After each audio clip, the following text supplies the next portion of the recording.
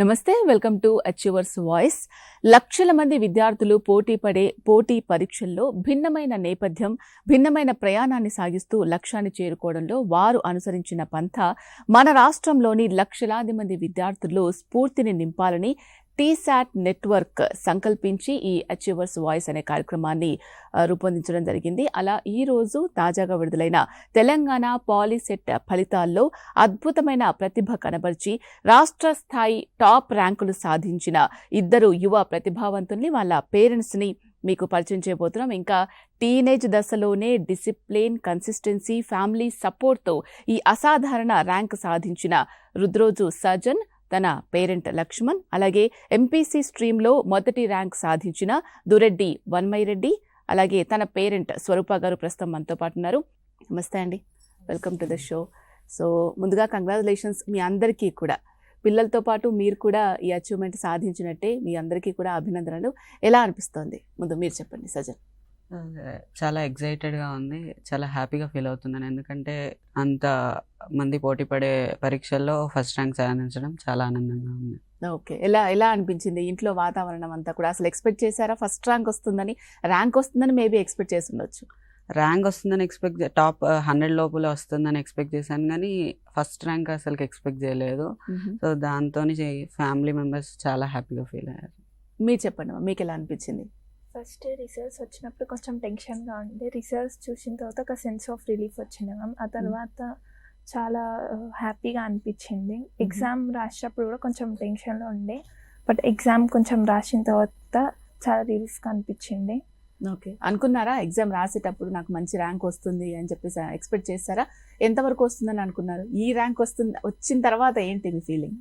First exam రాసిన తర్వాత ఒక టాప్ 50 అట్లా వస్తుందని ఎక్స్పెక్ట్ చేసింది మ్యామ్, బట్ టాప్ 1 వస్తుందని ఎక్స్పెక్ట్ చేయలేదు. చూసిన తర్వాత ఫస్ట్లో కొంచెం షాక్ అయింది, ఆ తర్వాత ఎక్సైట్ అయింది. ఓకే, ఏంటి అప్పుడు ఇంట్లో ఏం జరిగింది? ఆ రోజు ర్యాంక్ అనౌన్స్ అయిన తర్వాత మీకు ఈ ర్యాంక్ వచ్చింది అన్నాక ఏం జరిగింది ఆ రోజు ఇంట్లో? ఒకసారి చెప్పండి. ఫస్ట్ ఫాదర్ మదర్కి చెప్పింది మ్యామ్, వాళ్ళు చాలా హ్యాపీగా ఫీల్ అయ్యిండ్రు. ఆ తర్వాత మిగతా వాళ్ళందరూ, తెలిసిన వాళ్ళందరూ కంగ్రాచులేట్ చేసిండే. ఆ తర్వాత ఇంకా స్వీట్ తెచ్చింది. సో మీ ఇంట్లో ఎలా సెలబ్రేట్ చేసుకున్నారు మరి ర్యాంక్ అనౌన్స్ అయ్యాక? అంటే ఫస్ట్ మమ్మీ డాడీకి చెప్పాను, వాళ్ళు చాలా హ్యాపీగా ఫీల్ అయ్యారు. సో తర్వాత ఫ్యామిలీ మెంబర్స్కి ఫోన్ చేయడం కానీ, వాళ్ళు విష్ చేయడం కానీ, వాళ్ళ కాంప్లిమెంట్స్ ఇవ్వడం కానీ అట్లా జరిగింది. తర్వాత మేము స్వీట్ బాక్స్ పంచుకోవడం, అలాగే స్కూల్కి వెళ్ళడం జరిగింది. ఓకే, స్కూల్లో కూడా అక్కడ వాళ్ళతో పాటు సెలబ్రేట్ చేసుకున్నారా? వాళ్ళు ఎలా ఫీల్ అయ్యారు? వాళ్ళు ఎక్స్పెక్ట్ చేశారా మీకు ఈ ర్యాంక్ వస్తుందని? యాక్చువల్గా వాళ్ళు కూడా ఎక్స్పెక్ట్ చేయలేదు. సడన్ గా రిజల్ట్ చూసాక చాలా హ్యాపీగా ఫీల్ అయినాం. ఇక తర్వాత మెల్లిగా స్కూల్ వాళ్ళకి కూడా తెలియడం జరిగింది. సో తర్వాత స్కూల్కి వెళ్ళి స్కూల్లో సెలబ్రేట్ చేసుకున్నాం. సో జనరల్ గా ఇంత మంచి ర్యాంక్ వచ్చిన తర్వాత స్కూల్ వాళ్ళు అందరికీ అంటే తెలియజేయాలి అనే ఆనందం వాళ్ళకు కూడా ఉంటుంది. పేరెంట్స్ ఎంత హ్యాపీగా ఫీల్ అవుతారో మీ లెక్చరర్స్ కానీ టీచర్స్ కానీ అంత హ్యాపీగా ఫీల్ అవుతూ ఉంటారు కదా. సో వాళ్ళు ఎలా సెలబ్రేట్ చేసుకోవాలని అనుకుంటున్నారు? మీతో ఏమైనా షేర్ చేసుకున్నారా అవి? వాళ్ళు ఫస్ట్ కంగ్రాచులేట్ చేసింది మ్యామ్, స్కూల్కి పిలిచి వాళ్ళు కూడా కంగ్రాచులేట్ చేసి ఇంకా మోటివేట్ కూడా చేసింది. ఫర్దర్ స్టడీస్ కూడా ఇంతే డిసిప్లిన్ తోటి, ఇంతే కన్సిస్టెన్సీ తోటి చదవాలి, ఇంకా ఎప్పుడు కూడా ఓవర్ కాన్ఫిడెంట్ ఉండొద్దు, బట్ కాన్ఫిడెన్స్ ఖచ్చితంగా ఉండాలని వాళ్ళు మోటివేట్ చేశారు. ఇంకా కంగ్రాచులేషన్స్ కూడా చెప్పింది. ఓకే, సో కటౌట్స్ మీద first ranker Sajan, first ranker వన్మైరెడ్డి అని పేర్లు వస్తుంటాయి అండ్ ఫొటోస్ కూడా పడతాయి. చాలా మంది చూస్తారు అండ్ మీ రిలేటివ్స్ కానీ, ఫ్యామిలీ మెంబర్స్ కానీ, అండ్ ఫ్రెండ్స్ కానీ, స్కూల్లో లెక్చరర్స్ కానీ, ప్రిన్సిపల్ వీళ్ళందరూ కూడా చూస్తుంటారు కదా. సో ఆ ఫీలింగ్ ఎలా అనిపిస్తుంది మీకు? ఇంకా చూసుకొని ఉంటారో లేదో మేబీ, కానీ ఎలా ఉంటుందంటే జనరల్గా నార్మల్గా ఎవరు రారు కదా ఒక పోస్టర్లో కానీ ఒక దాంట్లో వస్తున్నారు బ్యానర్ మీద అని అంటే. సో మీకు ఎలా అనిపిస్తుంది సజన్? అంటే చాలా హ్యాపీగా, ఎందుకంటే అంత కాంపిటీషన్, అంత హ్యూజ్ కాంపిటీషన్లో ఫస్ట్ ర్యాంక్ సాధించడం చాలా హ్యాపీగా ఉంటుంది. సో ఇది ఫర్దర్ స్టడీస్కి ఇన్స్పిరేషన్ అనమాట. అంటే చదవడం వల్ల మాకు ఇంత రిజల్ట్ వస్తుంది, సో ఇంత ఒక మంచి నేమ్ వస్తుందని ఒక ఇన్స్పిరేషన్ లాగా యూజ్ అవుతుంది. ఓకే, మీకు ఎలా ఉంటుందమ్మా? ఎందుకంటే చాలా టఫ్ కాంపిటీషన్. సో మేల్స్తో పాటు ఫీమేల్స్ అంతా స్ట్రగుల్ అవుతూ చదువుతున్నారు అండ్ చదువుల్లో ఎప్పుడు అమ్మాయిలు ఫస్ట్ ఉంటారు, ఆఫ్ కోర్స్ అది ఇంకొక విషయం అనుకో. సో నీకు ఎలా అనిపిస్తుంది బ్యానర్లో నీ ఫోటో చూసుకుంటున్నావు ర్యాంకర్గా అని చెప్పేసి? చాలా హ్యాపీగా ఉంది మ్యామ్, ఎందుకంటే బ్యానర్ మీద రావడం అనేది చాలా పెద్ద విషయం. చాలా మంది రాస్తారు, చాలా కాంపిటీషన్ ఉంటుంది. కొన్నిసార్లు ఆ ఫేస్లో మనం కూడా భయపడతాము, వేరే వాళ్ళకి రావచ్చు, మనం వాళ్ళంతా పర్ఫెక్ట్గా చదవకపోవచ్చు అని. మన మీద మనకు ఒక కాన్ఫిడెన్స్ వస్తుంది, అది ఒక మెయిన్ థింగ్. ఫర్దర్ స్టడీస్లో మన మీద మనకి డౌట్స్ వచ్చినప్పుడు ఈ కాన్ఫిడెన్స్ అనేది చాలా ఇంపార్టెంట్ అనిపిస్తుంది. నైస్ నిజంగా అది మంచి అచీవ్మెంట్. అంటే మీరు అన్నట్టుగా ఒక సపోర్టివ్ రోల్ కూడా ప్లే చేస్తూ ఉంటున్నారు. నేను బ్యానర్ మీద వచ్చాను, మామూలు విషయం కాదు, మనం ఇంతకంటే బాగా అచీవ్ చేయొచ్చు అని చెప్పేసి. మీరండి లక్ష్మణ్ గారు, మీరు ఏం చేస్తూ ఉంటారు? నేను గవర్నమెంట్ టీచర్ అండి. ఓకే. ఇక్కడ రాజన్న సిరిసిల్ల జిల్లా ముస్తాబాద్ మండల్లో వర్క్ చేస్తాను, మా నేటివ్ విలేజ్ పక్కనే. ఓకే. సో ఎలా అనిపిస్తుంది మీకు మీ బాబాయ్ అచీవ్మెంట్? తను 50 లోపు వస్తుందేమో ర్యాంకర్ అనుకున్నా కూడా ఫస్ట్ ర్యాంకర్ మామూలు విషయం కాదు. చాలా హ్యాపీగా ఫీల్ అయ్యాను. అంటే రిజల్ట్ వచ్చే రోజు నేను యాక్చువల్గా సెన్సస్ డ్యూటీలో ఉన్నాను. అక్కడ సెన్సస్ డ్యూటీలో ఉన్నాను. నాకు ఫోన్ చేసి డాడీ ఒకసారి రిజల్ట్ చూడు అని చెప్పిండు. చెప్పేసరికి నేను చూసేసరికల్లా ఆ వెయిట్ న్యూస్లో చూసిన తర్వాత ఫస్ట్ ర్యాంకర్ ఉంది. అసలు ఆ హ్యాపీనెస్ ఏంటంటే ఎంపీసీ ఎంబైపీసీలో రెండిట్లలో ఫస్ట్ ర్యాంక్ ఉండేసరికి మాకు కూడా కొంచెం కన్ఫ్యూజ్ అనిపించింది. అసలు ఆ రిజల్ట్ అదేనా కాదా, మళ్ళీ మెయిన్ వెబ్సైట్ ఓపెన్ అయ్యట్లేదు. అందుకోసమని చాలా అసలు ఏం మాటలు మాట్లాడాలో తెలియక ఇంటికి వచ్చి చాలా హ్యాపీగా ఫీల్. ఓకే. ఒకళ్ళిద్దరు మాట్లాడుకోవడం వేరు, ఇప్పుడు మొత్తం తెలంగాణ అంతా మాట్లాడుకుంటుంది. ఎలా అనిపిస్తుంది? అసలు ఆ హ్యాపీనెస్ అనేది ఆ మాటల్లో చెప్పలేదు, అంత హ్యాపీ ఉంది. ఓకే. సో మీరు అనుకున్నారా ఒక టీచర్గా నేనైతే ఇలా ఉన్నాను, సో నా కొడుకు కూడా బాగా ఉండాలని అనుకొని ఉంటారు, అది తను సాధించాడు కూడా. సో ఏం చేశారు మీరు? అంటే రోజు స్కూల్లో పిల్లలకి చెప్పినట్టే తినకు కూడా ఉండేదా క్లాస్, లేకపోతే నార్మల్గా తన టాలెంట్ని బట్టి వదిలేసేవాళ్ళు? అంటే తనకు మెయిన్ థింగ్ నేను చెప్పాల్సింది ఏం లేదు. తానే బేసిక్గా ఏంటంటే చిన్నప్పటి నుంచి చదువుకుంటాడు. అతనికి అసలు మ్యాథమెటిక్స్ కానీ వేరే ఏదైనా నేను ఎక్స్ప్లెయిన్ చేయడం ఉండేది. తానే చదువుకొని ఒకవేళ ఏదన్నా డౌట్ వస్తే ఒకవేళ యూట్యూబ్లో సెర్చ్ చేయడం, లేకపోతే ChatGPTలో సెర్చ్ చేయడం కానీ చేసి చూసి తానే స్కూల్కి వెళ్ళి వెళ్ళిపోయిందంటే అతను రూమ్లోకి వెళ్ళి చదువుకుంటాడు అంతే. నేను చెప్పాల్సింది ఏం లేదు, తానే చదువుకుంటాడు. అవునా? ఓకే. అమ్మ స్వరూప, మీరేం చేస్తూ ఉంటారు? నేను కస్తూర్బా గాంధీ స్కూల్లో టీచర్గా చేస్తాను మేడం. మీరు కూడా టీచర్? ఫిజికల్ ఎడ్యుకేషన్ టీచర్గా చేస్తాను. ఓకే. నాగర్ కర్నూలు డిస్ట్రిక్ట్ పెద్ద కొత్తపల్లి మండలంలో చేస్తాను మేడం. ఓకే. ఎలా అనిపిస్తుంది మా మీ అమ్మాయి మంచి ర్యాంక్ సాధించింది, ఎలా ఉంది మీ ఫీలింగ్? మా అమ్మాయి అంటే ఫస్ట్ 10th రిజల్ట్ వచ్చినప్పుడు డిస్ట్రిక్ట్ టాపర్ వచ్చింది మేడం తను. ఓకే. అది దాంట్లో నుంచి మేము బయటకే రాలేదు. స్టేట్ ర్యాంక్ ఇది అనేసరికి ఏమంటారు, అసలు వాళ్ళ స్కూల్ నుంచి మాకంటే ముందు స్కూల్లో సార్ వాళ్ళ పైన కాన్ఫిడెంట్ ఎక్కువ అన్నట్టు. వాళ్ళే చూసి కాల్ చేశారు, మీది ఫస్ట్ ర్యాంక్ వచ్చింది స్టేట్ అంటే. మేము అస్సలు నమ్మలేదు. కానీ తను ఎగ్జామ్ రాసి వచ్చిన రోజే చెప్పారు మేడం, నేను అన్ని అటెంప్ట్ చేశాను, ఏమంటారు ప్రతి క్వశ్చన్ చేశాను మమ్మీ, మంచి ర్యాంకే వస్తుంది అని చెప్పింది. కానీ ఇంత మంచి ర్యాంక్ స్టేట్ ఫస్ట్ అనేది ఎక్స్పెక్ట్ చేయలేదు, వచ్చింది. చాలా హ్యాపీగా ఉన్నది. ఎలా ఉంటుంది తన చిన్నప్పటి నుంచి కూడా చదువు పట్ల ఆసక్తి ఎలా ఉండేది, లేకపోతే మీరు తర్వాత తన ఆసక్తిని చూసి మోటివేట్ చేశారా, ఎలా ఉండేది? ఫస్ట్ క్లాస్ నుంచి అంటే తనకి తానుగానే చదువుకునేది మేడం. అంటే ట్యూషన్స్ పెట్టియడం కానీ చేయడం కానీ అటువంటివి ఏవీ లేవు, తనకు తానే చదువుకుంటుండే. ఇక ఎప్పుడైనా ఏదైనా అవసరమైనప్పుడు మాత్రమే నా దగ్గరికి వస్తుండే మేడం, అంటే అడుగుతుండే. సో చిన్నప్పటి నుంచి కూడా నువ్వే సెల్ఫ్గా చదువుకునేదాని అంట. ఎలా మోటివేషన్ ఎలా వచ్చింది? అంటే కొంతమందికి సెల్ఫ్గానే ఉంటుంది, అది ఆటోమేటిక్గా చదవాలి చేయాలి అని చెప్పేసి. అండ్ ఇంకొకటి ఏంటంటే మనం బాగా చదువుతున్నప్పుడు మనకు మంచి ర్యాంక్స్ వస్తున్నప్పుడు అది ఇంకా బూస్ట్.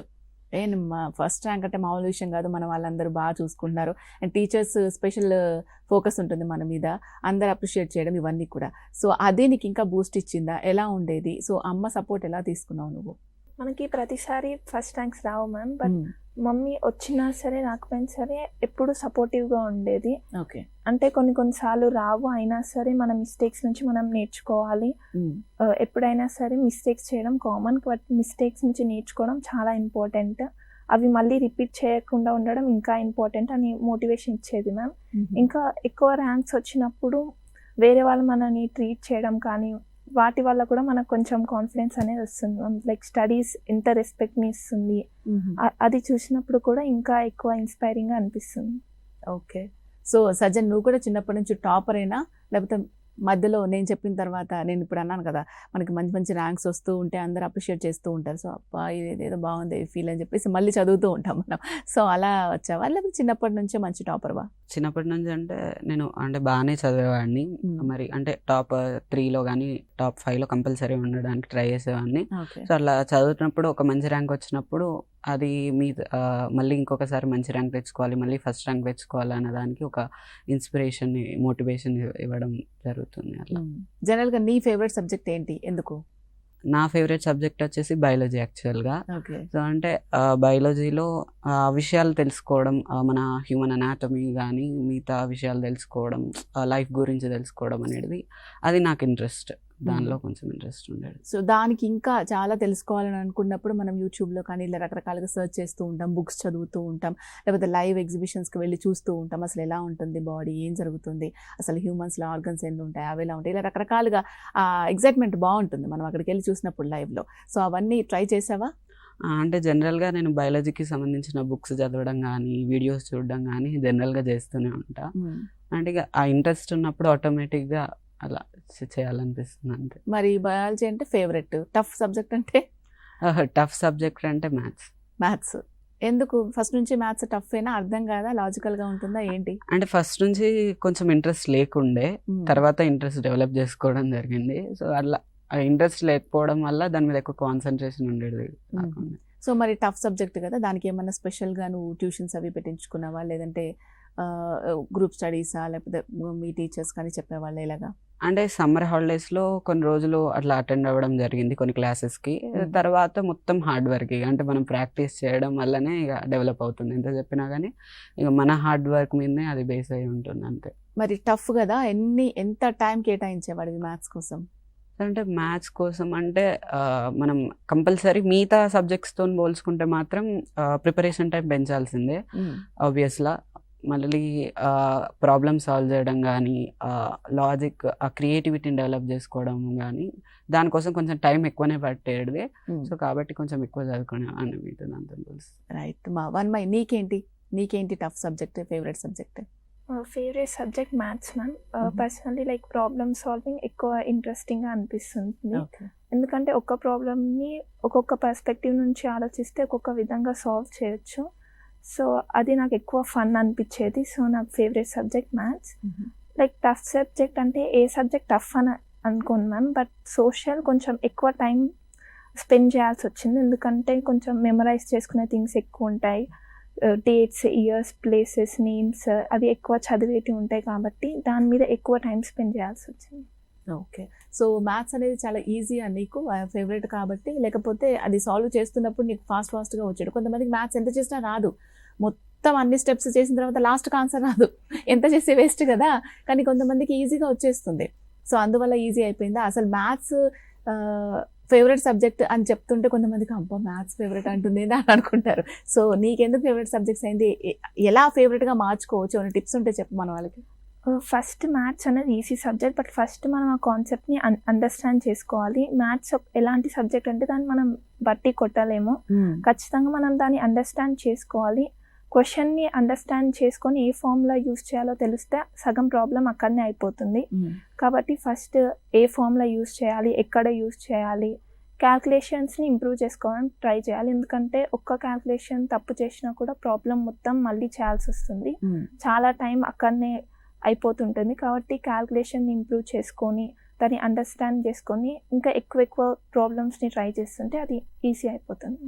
ఓకే. ఇప్పుడు మ్యాథ్స్కి సంబంధించి రకరకాల లాజిక్స్ చెప్తూ ఉంటారు కదా, చాలా సింపుల్గా అనిపిస్తాయి అవన్నీ కూడా టీచర్స్ చెప్తున్నప్పుడు. మనం చేసినప్పుడు లెంతీ ప్రాసెస్ అనిపిస్తుంది. సో వాళ్ళు చెప్పినవి నీకు ఎంత బాగా యూజ్ అయ్యాయి? అది కాకుండా నువ్వు సోషల్ మీడియా కానీ ఇప్పుడు వచ్చిన అడ్వాన్స్ టెక్నాలజీని ఎలా యూజ్ చేసుకున్నావు? ఫస్ట్ టీచర్స్ చెప్పిన దాన్ని బట్టి మ్యాథ్స్లో ఎప్పుడైనా ఒక థియరం నుంచి మనం different kinds of questions, different kinds of answers అనేటివి ఉంటాయి. కాబట్టి ఫస్ట్ దాన్ని అర్థం చేసుకోవడం ఇంపార్టెంట్. ఖచ్చితంగా మేము టీచర్స్ హెల్ప్ లేకుండా అవి అంత బాగా అండర్స్టాండ్ చేసుకోలేము అలాంటి సబ్జెక్ట్. మా మ్యాథ్స్ టీచర్స్ అందరూ కూడా చాలా హెల్ప్ చేశారు ఆ సబ్జెక్ట్ని అండర్స్టాండ్ చేసుకోవడానికి. ఇంకా వాళ్ళే మమ్మల్ని ఓన్ క్వశ్చన్స్ తీసుకొని ఓన్ ఆన్సర్స్ చేయమని చెప్పేవాళ్ళు. సో దానివల్ల మేము కూడా ఇంప్రూవ్ అవ్వగలిగాం ఆ సబ్జెక్ట్లో. ఓకే. లక్ష్మణ్ గారు, పిల్లలకి ఇప్పుడు చాలా మంది అనుకుంటూ ఉంటారు, అరే తినలాగా మా వాళ్ళు కూడా ర్యాంక్స్ సంపాదించాలి, మంచి పొజిషన్స్కి వెళ్ళాలని అందరు పేరెంట్స్కి ఉంటుంది. కానీ వాళ్ళు చేయాల్సినవి కొన్ని చేయరు. చేయకపోవడం వల్ల పిల్లలకు పాపం ఆ ర్యాంక్స్ ఇంత కష్టపడిలా ఒక్కళ్ళే చేయలేరు కదా. సో యాజ్ ఏ పేరెంట్గా మీరేం చేశారు? అండ్ చాలామంది పేరెంట్స్కి ఇలా చేస్తే బాగుంటుంది, మీ పాయింట్ ఆఫ్ వ్యూ ఏంటి? అంటే మంచి కన్సిస్టెన్సీ ఉండి, మంచి ప్రణాళిక ఉండి, వాళ్ళకు సంబంధించిన సబ్జెక్ట్ ఏదైతే ఉంటుందో, అసలు టఫ్ సబ్జెక్ట్ అయినా ఈజీ సబ్జెక్ట్ అయినా దానికంటూ ఒక టైం కేటాయించి దానికి ఒక ప్రణాళిక వేసుకొని దాన్ని చేస్తే ఆటోమేటిక్గా ఆ సబ్జెక్ట్ అనేది ఈజీగా వస్తుంది. ఓకే. అంటే చాలామంది అనుకుంటూ ఉంటారు కదా, పొద్దున్న నుంచి సాయంత్రం వరకు చదువుతూనే ఉండాలి, రాసింది రాయాలి 10 సార్లు ఇలా అంటూ ఉంటారు. మీ బాబు అసలు ఎలా చదివేవాడు? అలా చాలామంది అనుకునే విధంగా 24 అవర్స్లో 4 గంటల 5 గంటలు పడుకోవాలి, మిగతా అంతా చదువుకోవాలి, ఒక అభిప్రాయం ఒక ఉంటుందన్నమాట, ఊహాగానాలు అనమాట. సో అవి నిజమేనా మీకు అనిపిస్తుంది? యాజ్ అ టీచర్గా మీరేం చెప్తారు మామూలుగా స్టూడెంట్స్కి? అంటే ఒక డే అంతా చదివితే వస్తుంది అనేది ఒక అవాస్తవము. చదివేటప్పుడు అది 1 అవర్ అయినా హాఫ్ అన్ అవర్ అయినా ఆ సబ్జెక్టు గురించి ఆలోచించి దాని గురించి చదివితే మనకి గుర్తుండిపోతే వస్తుంది. దానికి నిద్ర లేకుండా నైట్ అంతా పడుకోకుండా చదివితే చదివి వస్తుంది అనేది అది అపోహనే. ఎందుకంటే దానికంటే ఒక షెడ్యూల్ కేటాయించుకొని ఏదైతే సబ్జెక్ట్ ఉందో ఆ సబ్జెక్టును పార్ట్స్గా వేసుకొని చేస్తుంటే వాళ్ళకు ఫ్రీ టైం కూడా ఉండాలి. ఎందుకంటే వాళ్ళు ఏదైతే చేస్తారో దానికి సంబంధించిన ఫ్రీ టైం ఉండి ఆ సబ్జెక్టును వాళ్ళు ఈజీగా గెయిన్ అవుతారు. ఓకే. సో మీ బాబుకి సంబంధించి మ్యాథ్స్ అంటే కొంచెం ఇంట్రెస్ట్ లేకపోవడం వల్ల నేను కొంచెం టఫ్ సబ్జెక్ట్గా ఫీల్ అయ్యాను, కానీ తను మంచి ర్యాంక్ సంపాదించాడు. కానీ అక్కడ స్ట్రగుల్ అయినట్టే కదా స్టార్టింగ్లో. ఆ స్ట్రగుల్ అయ్యే స్టేజ్లో ఏం చేస్తారంటే చాలామంది దాన్ని కొంచెం లైట్ తీసుకోవడము, ఓన్లీ కొన్ని వరకు ఏదైతే మనకి ఇంపార్టెంటో అవి చేసేసి పాస్ అయిపోయి అలా చేస్తూ ఉంటారు. సో ఆ స్ట్రగుల్ ఫేస్లో మీరు ఎలా తనకి సపోర్ట్ ఇచ్చారు? ఏం చేశారు? మీరు గుర్తించారా? అసలు గుర్తించి దాన్ని ఎలా రెక్టిఫై చేశారు? దానికి తన మార్గం సుగమం అయ్యేలాగా తనకి సపోర్ట్ ఇచ్చారు? ఏ విధంగా? అంటే సపోర్ట్ అంటే కొంచెం స్కూలు 10th క్లాస్ స్టార్ట్ అయ్యే ముందు వాళ్ళకి కొంచెం మ్యాథమెటిక్స్ సంబంధించిన మళ్ళీ స్కూల్ సారే కొంచెం గైడెన్స్ చేసిండు, మంచి మ్యాథమెటిక్స్ ఎక్స్పర్ట్ అయ్యేటట్టు కొంచెం మనకి మ్యాథ్స్లో ఏవేవి డౌట్స్ ఉన్నాయో అవన్నీ క్లారిఫై చేసేటట్టు చేసిండు. తర్వాత స్కూల్కి వెళ్ళినప్పుడు కూడా ఆ సార్ కొంచెం నేను నా వేళ చెప్పడం, ఒకవేళ ఏదైతే ఇబ్బంది ఉందో క్వశ్చన్స్ కానీ ఏదైనా టఫ్ అనిపించిందో ఆ టఫ్ అనిపించిన వాటిని కొంచెం క్లియర్ చేయడము, చెప్పడము, ఈజీగా అండర్స్టాండ్ అయ్యేటట్టు చెప్పడము అనేది వాళ్ళు చెప్పడం జరిగింది సార్. ఓకే. స్వరూప గారు, మీరు చిన్నప్పటి నుంచి చూస్తూ ఉన్నారు కదా వన్మైని, తను ఎలా ఉంటుంది చదువు విషయంలో? తను సెల్ఫ్గా ప్రిపేర్ అయిపోతూ ఉంటుందా? తనకు ఏదైనా టఫ్ కానీ ఏదైనా ప్రాబ్లం? ప్రతి విద్యార్థి ప్రతి దాంట్లో పర్ఫెక్ట్గా ఉండాల్సిన అవసరం లేదు. ఇక్కడ ఒక దగ్గర తను కూడా స్ట్రగుల్ ఫేస్ చేసి ఉండొచ్చు. సో ఆ స్ట్రగుల్ టైంలో మీరు ఎలా తనకి సపోర్ట్ ఇచ్చారు? అసలు చిన్నప్పటి నుంచి కూడా తనకి సపోర్టివ్ రోల్ ఎలా ఉండేది? తను చదివే టైమింగ్స్ ఏంటి? అండ్ చాలామంది ఇప్పుడు నేను సార్ని అడిగినట్టుగా గంటలు చదువుతూనే ఉంటారేమో అని పేరెంట్స్ అనుకుంటూ ఉంటారు. అండ్ ఇంకొకటి అలా చదివితేనే ర్యాంక్ వస్తుందేమో అనుకుంటూ ఉంటారు. దీనికి మీరేమంటారు? మీరు కూడా ఒక టీచరే కదా, మీకు ఎలా అనిపిస్తుంది? మేడం, టఫ్ సబ్జెక్ట్ అంటూ తనకేం లేదు, అంటే అన్నిట్లలో బాగానే ఉండేది. ఒక్క సోషల్లో కొంచెము ఎక్కువ టైం తీసుకోవాలి అన్నట్టుగా ఆలోచన చేస్తుండే. కానీ సోషల్లో వాళ్ళ సార్ కూడా చెప్పాడంట, అంటే నువ్వు అనుకున్నంత తీసుకురాలేవేమో అని. కానీ 99 మార్క్స్ తెచ్చుకున్నాను. 1 మార్క్ 99. చాలా హ్యాపీగా ఫీల్ అయ్యిండు. వాళ్ళ సార్ ఒకటే చెప్పిండు, సివిల్స్కి ప్రిపేర్ గా నువ్వు అని చెప్తున్నాడు. అంటే సోషల్ సబ్జెక్ట్ అనేసరికి కొంచెం లెంతీ సబ్జెక్ట్ మేడం. దాని వల్లనేమో తనకి కొంచెం సోషల్ అంటే ఇంట్రెస్ట్ తక్కువ. దాని నుంచి కొంచెము సోషల్ ఉన్న ఎగ్జామ్ ఉన్న రోజు మాత్రం బాగా చదువుతుండే మేడం. సోషల్లో ఎక్కువసేపు, మిగతా ఏ సబ్జెక్ట్స్ అయినా తను ఒక షెడ్యూల్ చేసుకుని ఆ టైమింగ్స్లో మాత్రమే చదువుతున్నా. నేను ఫోర్స్ చేసేదాన్ని కాను మేడం, ఎందుకంటే తనకి ఎప్పుడు ఇంట్రెస్ట్ ఉంటుందో ఆ టైంలో మాత్రమే చదువుకుంటున్నాను. జనరల్గా ఇప్పుడు చాలా మంది పేరెంట్స్ని మీరు చూస్తూనే ఉంటారు, రకరకాలుగా ఫోర్స్ చేస్తూ ఉంటారు పిల్లల్ని. ఇంతసేపు చదువు, అంతసేపు చదువు, అలా చదువు, ఇలా చదువు, వాళ్ళే వీళ్ళ స్కెడ్యూల్ అంతా ప్రిపేర్ చేసేస్తూ ఉంటారు. దానివల్ల అసలు వీళ్ళ ప్లాన్ వీళ్ళు వేసుకోవాలా, వాళ్ళు ఇచ్చిన స్కెడ్యూల్ చదవాలా, టీచర్స్ చెప్పినవి ఫాలో అవ్వాలా, ఇలా రకరకాల కన్ఫ్యూజన్లో 3 రకాల నుంచి పడేస్తూ ఉంటారు పేరెంట్స్ ఎక్కువగా.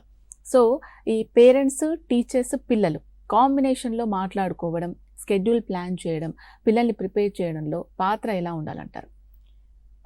మేడం, ఫస్ట్ టీచర్స్ ఏం టైం టేబుల్ ఇచ్చారు, ఆ టైం టేబుల్ని అమ్మాయి ఫాలో అవుతుందా లేదా, అది మనం గమనించుకున్న తర్వాత తను ఫాలో కాకపోతే కనుక దాన్ని కొంచెము మనము టీచర్స్ ఇచ్చిన వర్క్ చేస్తుందా లేదా అనేది చెక్ చేసుకోవచ్చు. కానీ మా పాప ఏంటంటే టీచర్స్ ఏదైతే టైం టేబుల్ ఇచ్చారో ఆ టైం టేబుల్ ప్రకారం చదువుకుంటుండే. తనకి ఒక టైం టేబుల్ ఉంటుండే, అంటే ఈ టైంలో చదవాలి, ఈ టైంలో టీవీ చూడాలి, ఈ టైంలో ఫోన్ చూడాలి. ఫోన్ ఎక్కువ చూసేది కాదు, ఒక ½ అట్లా. సబ్జెక్టుకి సంబంధించింది అయితే ఎంతసేపు అయినా దాన్ని సెర్చ్ చేసుకుంటే అది దొరికేదాకా వెతుకుతుండే, అట్లా ఉండేది. పేరెంట్స్గా ఏంటంటే ఫస్ట్ ఎక్కువ టైం చదవట్లేవు అనేది మాత్రం కరెక్ట్ కాదు. మనం 24 గంటలు కూర్చోబెట్టినా వాళ్ళకి ఇంట్రెస్ట్ ఉండేది కొంత టైమే. మేము క్లాస్లో చెప్పేది కూడా మాకు తెలుసు, 45 minutes కంటే ఎక్కువ టైము వాళ్ళు కూర్చోలేరు, చదవలేరు. అవును. కాబట్టి దాన్ని నేను అండర్స్టాండ్ చేసుకునేదాన్ని. తను ఎప్పుడు చదువుకోవాలనుకుంటుందో అప్పుడు డిస్టర్బెన్స్ లేకుండా చూసుకునేదాన్ని మేడం. సో మీరు అన్నట్టుగా ఏ స్టూడెంట్ అయినా కూడా ఒక 45 minutes కాన్స్టెంట్గా కూర్చొని కాన్సన్ట్రేషన్ తోటి చదవగలరు. సో ఆ 45 minutes గ్యాప్ ఇచ్చి మళ్ళీ చదవడం ఇలా చేయాలా, ఎలా ఉండాలి అసలు జనరల్గా? అంటే 45 minutes తర్వాత ఒక 5 minutes 10 minutes బ్రేక్ తీసుకుంటే కనుక మైండ్ రిలీఫ్. దానికోసము తనకి ఇష్టమైంది ఏదైనా డ్యాన్స్ సాంగ్ వినడం అటువంటివి చేస్తే కనుక మళ్ళీ నెక్స్ట్ 45 minutes రెడీ అయిపోతారు నెక్స్ట్ సబ్జెక్ట్ తీసుకోవడానికి అని మీరు అనుకుంటున్నారు. ఓకే. ఇప్పుడు మీ మదర్ చెప్పినట్టు తను కూడా ఒక టీచర్, తనకు తెలుసు అసలు పిల్లల్ని ఎలా చదివించాలి, ఎంత గ్యాప్ ఇవ్వాలి, వాళ్ళకి రిలాక్సేషన్ అనేది ఎంత ఇంపార్టెంట్ అనేది. సో 45 minutes ఒకసారి నువ్వు గ్యాప్ తీసుకునేదాన్ని అని చెప్తూ ఉన్నారు కదా. సో ఈ గ్యాప్లో ఏం చేసేదానివి? అండ్ ఫస్ట్ చదివిన సబ్జెక్ట్ సేమ్ రిపీట్ చేసేదానివా, ఇంకో సబ్జెక్ట్ తీసుకునేదానివా? జనరల్గా మ్యామ్ ఫస్ట్ 45 ఒక డిఫికల్ట్ సబ్జెక్ట్ లేకపోతే ఒక డిఫికల్ట్ చాప్టర్ చదివితే నెక్స్ట్ 45 minutes ఒక లైట్ సబ్జెక్ట్ చదువుతాం మ్యామ్. ఎంబడి డిఫికల్ట్ చాప్టర్స్ చదివితే ఎక్కువ ఇన్ఫర్మేషన్ ఉన్నది చదివితే ఆ రెండిట్లో కూడా మనం కొంచెం ఇన్ఫర్మేషన్ మాత్రమే బ్రెయిన్లో స్టోర్ అవుతుంది, ఎందుకంటే రెండు కూడా లెంతీ చాప్టర్స్ కాబట్టి. సో నేను ఒకటి లెంతీ చాప్టర్ చదివితే ఇంకొకటి తక్కువ డీటెయిల్స్ ఉన్న చాప్టర్ చదవడానికి ట్రై చేస్తాను. ఇంకొకటి బ్రేక్లో కొంచెం మెడిటేషన్ లేదంటే ఏదైనా డ్యాన్స్ లేకపోతే సింగింగ్ అలాంటివి చేసేదాన్ని మ్యామ్, కొంచెం మైండ్ రిలీఫ్.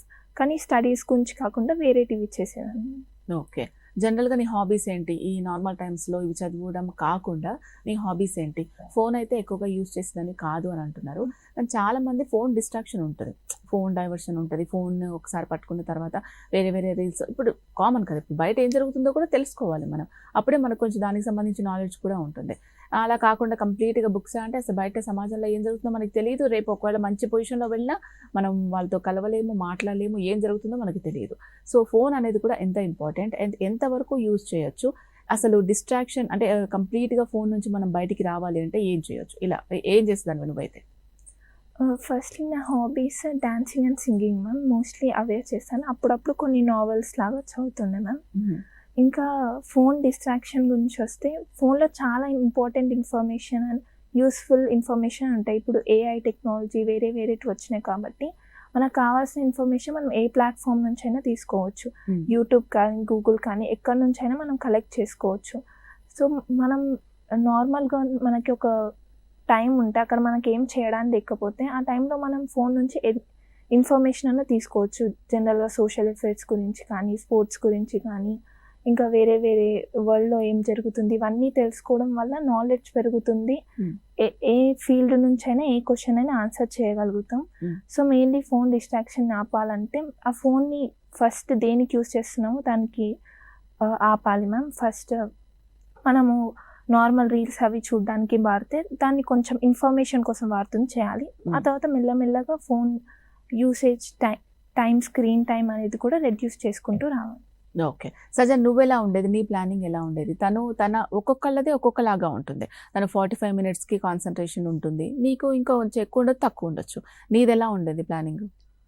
అంటే ఎగ్జామ్ ప్రిపరేషన్కి వచ్చేసి కంపల్సరీ ఒక 3 to 4 hours కంపల్సరీ ప్రిపేర్ అయ్యేవాడిని నేనైతే యాక్చువల్గా. సో మార్నింగ్ అవర్స్ కాన్సెప్ట్ కానీ దానికి సంబంధించిన ఇంపార్టెంట్ పాయింట్స్ కానీ ఎక్సెట్రా మార్నింగ్ కవర్ చేసేవాడిని. సో తర్వాత కొంచెం బ్రేక్ తీసుకున్న తర్వాత అప్పుడు పీవైక్యూస్ సాల్వ్ చేసేవాడిని. అంటే ప్రీవియస్ ఇయర్ పేపర్స్ ఎట్లా వచ్చాయి, దాని అనాలిసిస్ అంటే ఎట్లా వస్తుంది, దాని టఫ్నెస్ ఎంత, సో అట్లా క్యాలిక్యులేట్ చేసుకొని, సో మార్నింగ్ కాన్సెప్ట్ చదివి కొంచెం బ్రేక్ తీసుకున్న తర్వాత అప్పుడు క్వశ్చన్ సాల్వ్ చేసేవాడిని. సో ప్రీవియస్ పేపర్స్ చేయడం వల్ల అవి నీకు ఏ విధంగా ఉపయోగపడ్డాయి అంటావు ఎగ్జామ్లో? అంటే కంపల్సరీ పీవైక్యూస్ అనేది కంపల్సరీ హెల్ప్ అవుతాయి.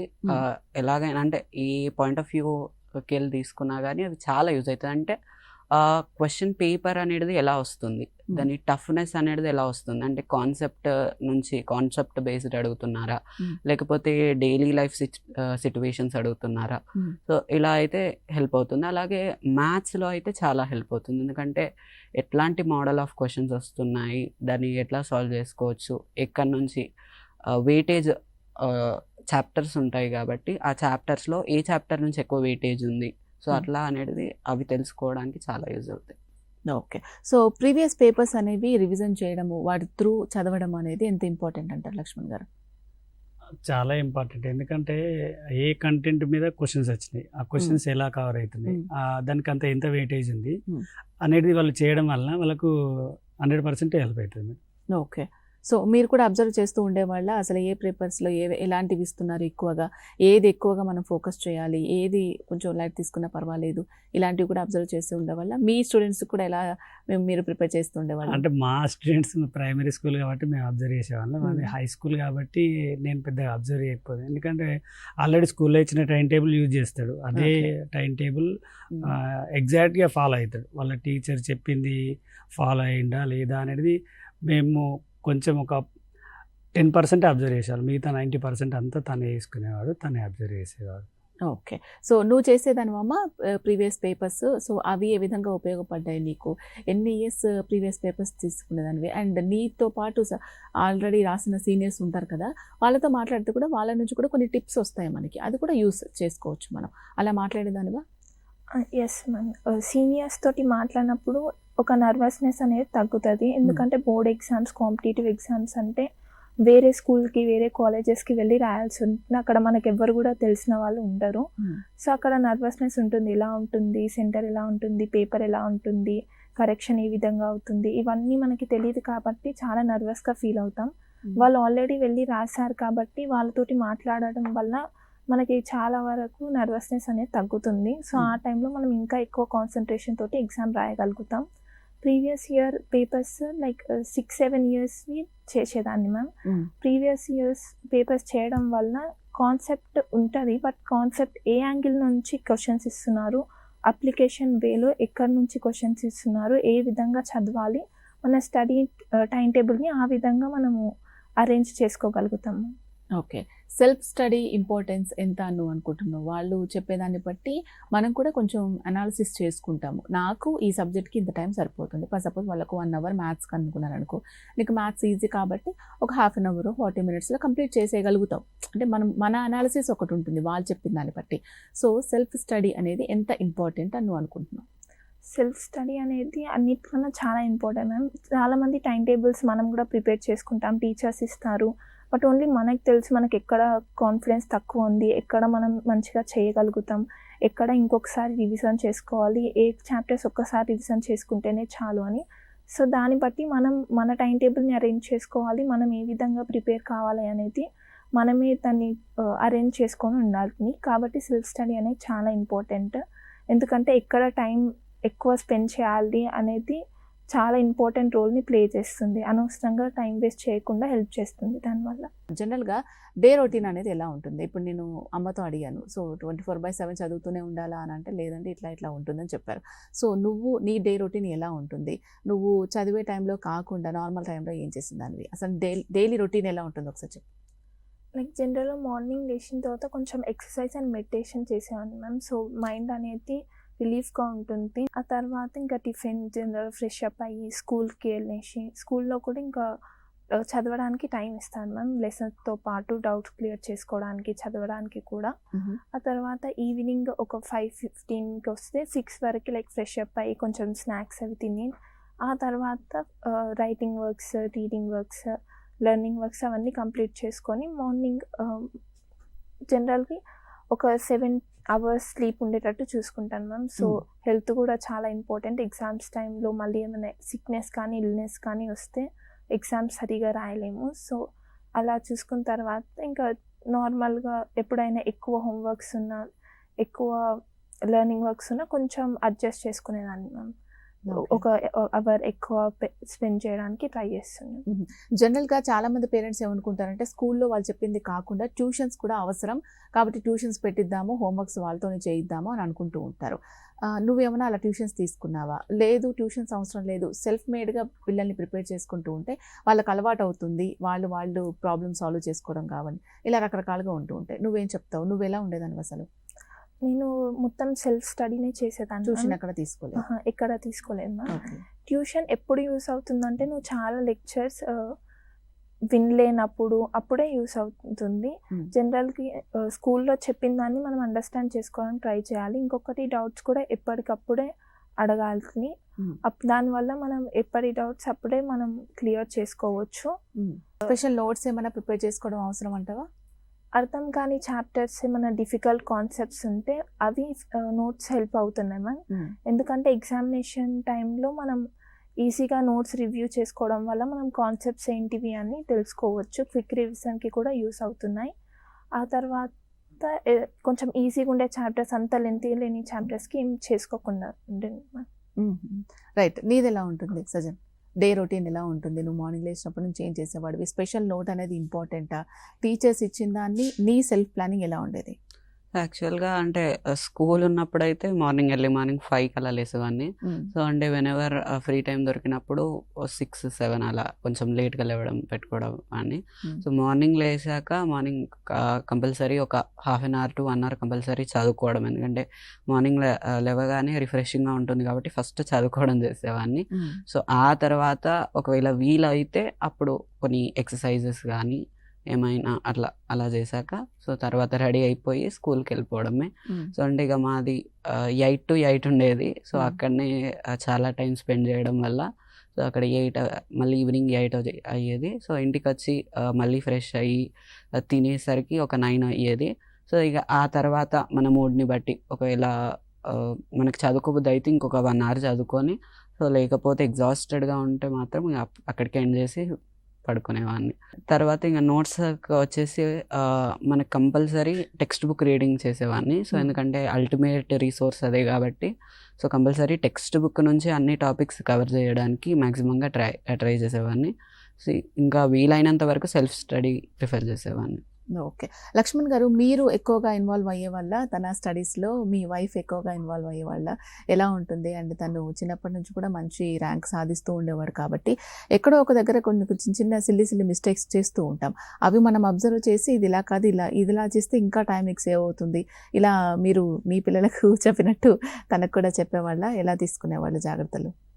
అంటే సబ్జెక్ట్ విషయానికి వస్తే నేను చెప్పేవాడిని. సబ్జెక్ట్ విషయంలో ఇలా చేసుకోవాలి, ఇలా ప్రణాళిక వేసుకోవాలి, ఇలా చదువుకోవాలని చెప్పేవాడు. మిగతా వాళ్ళ మమ్మీ అయితే ఎక్కువ విషయం ఏంటంటే నైట్ తొందరగా పడుకోవాలి, అంటే 9 కల్లా పడుకోవాలి. ఎక్కువ లేట్ నైట్ చదివితే ఏమైందంటే నిద్ర ఉండదు కాబట్టి నువ్వు హెల్త్ ఇబ్బంది ఉంటుంది కాబట్టి నైట్ 9 వరకల్లా పడుకునేవాడు. మార్నింగ్ కావాల్సింటే 5 o'clock లేచిన అదే నైట్ పడుకునేవాడు.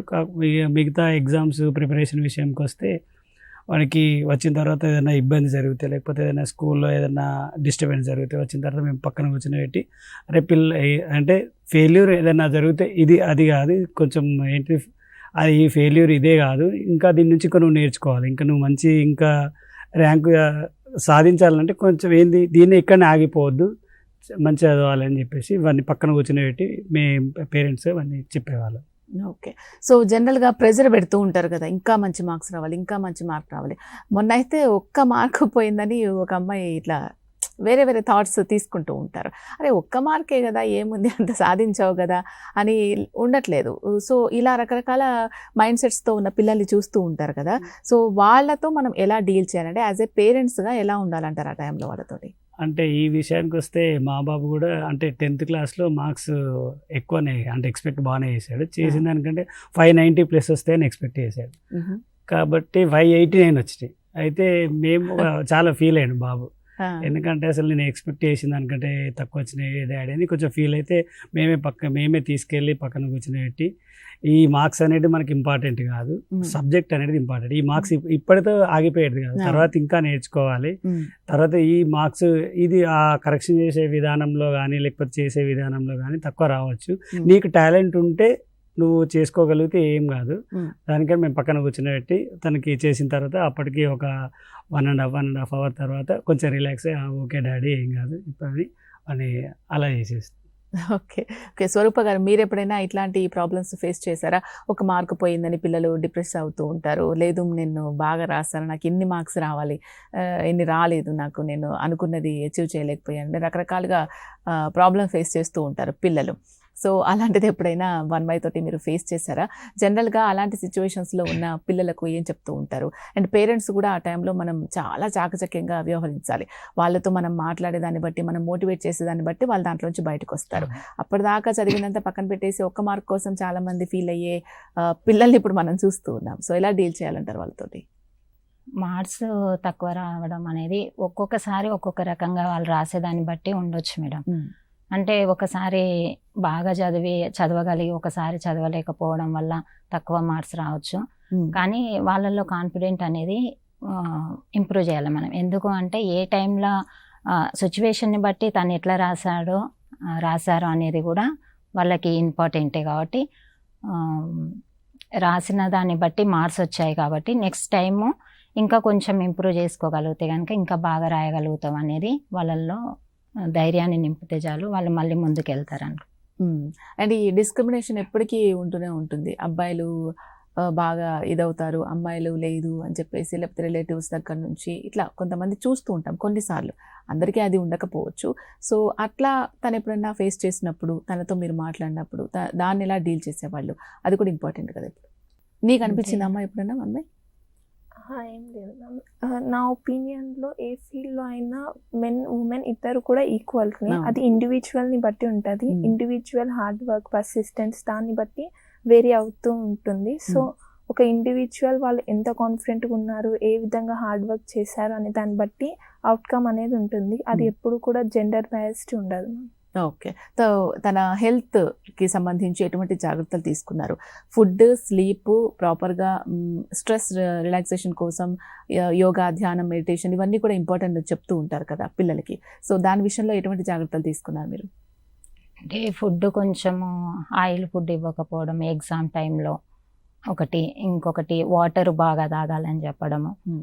స్కూల్లో కూడా కొంచెము ఆఫ్టర్నూన్ టైము సరిగా తినకపోతే లంచ్ బాక్స్ ఇంటికి తీసుకొస్తాను, స్కూల్లో చెప్పడము ప్రిన్సిపల్తో, కొంచెము కేర్ తీసుకోండి మేడం, ఎందుకంటే ఈ టైంలో సిక్ అయితే కనుక సంవత్సరం నుంచిగా చదివింది మొత్తం కూడా వేస్ట్ అయిపోతుంది అన్నట్టుగా చెప్పేవాళ్ళం. వాళ్ళు కూడా చాలా బాగా చూసుకునేవాళ్ళం. ఒకవేళ తను ఇంట్రెస్ట్ లేక ఫుడ్ ఇంటికి తీసుకొచ్చిన అట్లా చెప్పడం ఒకటి, వాటర్ బాగా తీసుకోమని చెప్పడం ఒకటి. ఇక లేట్ నైట్ అయితే ఉండనివ్వకపోతుంటేనే మేడం, ఎందుకంటే చాలా టైము తను తీసుకునేది 9:30, 10 వరకు ఉంటున్నాయి. కొంచెము ప్రాజెక్టులని ఆ వర్క్ ఈ వర్క్ అని ఉన్నప్పటికీ కూడా నెక్స్ట్ డే చూసుకోవచ్చు. కాలుస్తే నేను స్కూల్లో చెప్తాను కానీ నువ్వు లేట్ నైట్ ఉండకని చెప్తుంటే. ఓకే. ఈ మాక్ టెస్ట్లు అనేవి ఏ విధంగా ఉపయోగపడతాయి సజన్? నువ్వు టెస్ట్లు ఎన్ని రాసావు, అవి అలా రాయడం వల్ల నీకు ఎగ్జామ్లో ఎంత ఈజీ అయింది అది?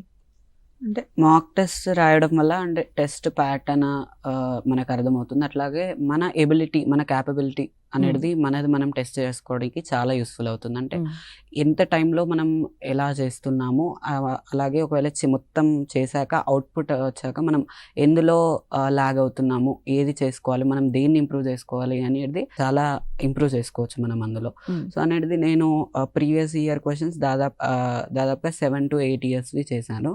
సో దానివల్ల మనకి మనం ఎందులో లాగ్ అవుతున్నాము, మన క్యాపబిలిటీ ఎంత, ఎక్కడి వరకు వెళ్తున్నాం అనేది మనం దాన్ని మళ్ళీ పెరిఫెరల్గా చూసుకోవడానికి చాలా సహాయపడుతుంది. ఓకే, సపోర్టివ్ లాగా ఉండేదన్నమాట.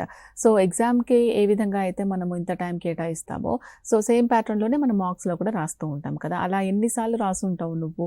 అండ్ అది రాయడం వల్ల నీకు టైం అనేది, ఈ క్వశ్చన్కి ఇంతసేపు ఇలా రాయాలి అనేది టైం సెన్స్ మనకు తెలుస్తుంది. ఒక్కొక్కసారి ఇప్పుడు మ్యాథ్సే ప్రాబ్లం ఉంది, ఒక్కటే ప్రాబ్లం దగ్గర ఎక్కువసేపు స్టక్ అయిపోతూ ఉంటాం, ఒక్కొక్కసారి రావట్లేదని చెప్పేసి.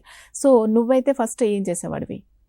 ఎగ్జామ్ పేపర్లో ఫస్ట్ ఏది చేసేవాడివి? సో ఎగ్జామ్ పేపర్లో ఫస్ట్ నేను రెగ్యులర్గా కన్వెన్షనల్గా ఫస్ట్ నుంచే స్టార్ట్ చేసేవాడిని. ఫస్ట్ నుంచి ఈజీ ఫస్ట్ అటెంప్ట్ చేయడం అలా ఏం చేయలేదు. సో తర్వాత ఒకవేళ ఏదైనా టఫ్ క్వశ్చన్స్ దొరికితే మాత్రం 1-2 times ట్రై చేసేవాడిని. సో అయినా రాకపోతే దాన్ని విడిచిపెట్టేసి మళ్ళీ మొత్తం ఆ పేపర్ మొత్తం సాల్వ్ చేశాక మళ్ళీ లాస్ట్కి వచ్చి అప్పుడు సాల్వ్ చేసేవాడిని. ఎందుకంటే ఆ ఒక్క క్వశ్చన్ దగ్గర లాగ్ అయిపోతే దాని తర్వాత ఉన్న అన్ని క్వశ్చన్స్ చేయడానికి మనకు టైం సరిపోకపోవచ్చు. సో టైం మేనేజ్మెంట్ అనేది చాలా క్రూషియల్ కాబట్టి ఒకవేళ టఫ్ క్వశ్చన్ దొరికితే మాత్రం 2 times ట్రై చేసేవాడిని. అయినా రాకపోతే దాన్ని అక్కడనే విడిచిపెట్టి లాస్ట్కి ట్రై చేసేవాడిని. ఇప్పుడు మాక్ టెస్ట్ ప్రిపేర్ అయ్యేటప్పుడు టైం చూసుకొని ఈ క్వశ్చన్కి నేను ఇంత టైం కేటాయిస్తున్నాను, ఇంకొంచెం ఇది ఫాస్ట్గా రావచ్చు, ఇది కొంచెం లెంతీగా కొంచెం లాజికల్గా ఇంకా బాగా రాద్దాం. ఇప్పుడు నీ పేపర్ నా పేపర్ సేమ్ ఉందనుకో, పెద్ద తేడా ఉంది. సో నీ పేపర్ కొంచెం యూనిక్గా ఉంటేనే నీకు మంచి మార్క్స్ వస్తాయి. అదే సబ్జెక్ట్ అయినా కూడా మనం ప్రజెంట్ చేసే విధానం ఒకలాగా ఉంటుంది. సో అలా నువ్వు ట్రై చేసేవాడివా? సో అంటే దాదాపుగా నేను ఏంటిదంటే నా పాయింట్ ఆఫ్ వ్యూలో మాత్రమే పేపర్ రాసేవాడిని. అంటే పేపర్ని ఇంకెంత క్రియేటివ్గా ప్రజెంట్ చేయగలగాలి, అంటే ఇంకెంత బాగా క్రియేటివ్గా ప్రజెంట్ చేయవచ్చు అనేది. అంటే మెయిన్గా ప్రజెంటేషన్ అనేది SSC ఎగ్జామ్స్కి వచ్చేసి మనం ప్రజెంటేషన్ అనేది కూడా చాలా కీ రోల్ ప్లే చేయడం జరుగుతుంది.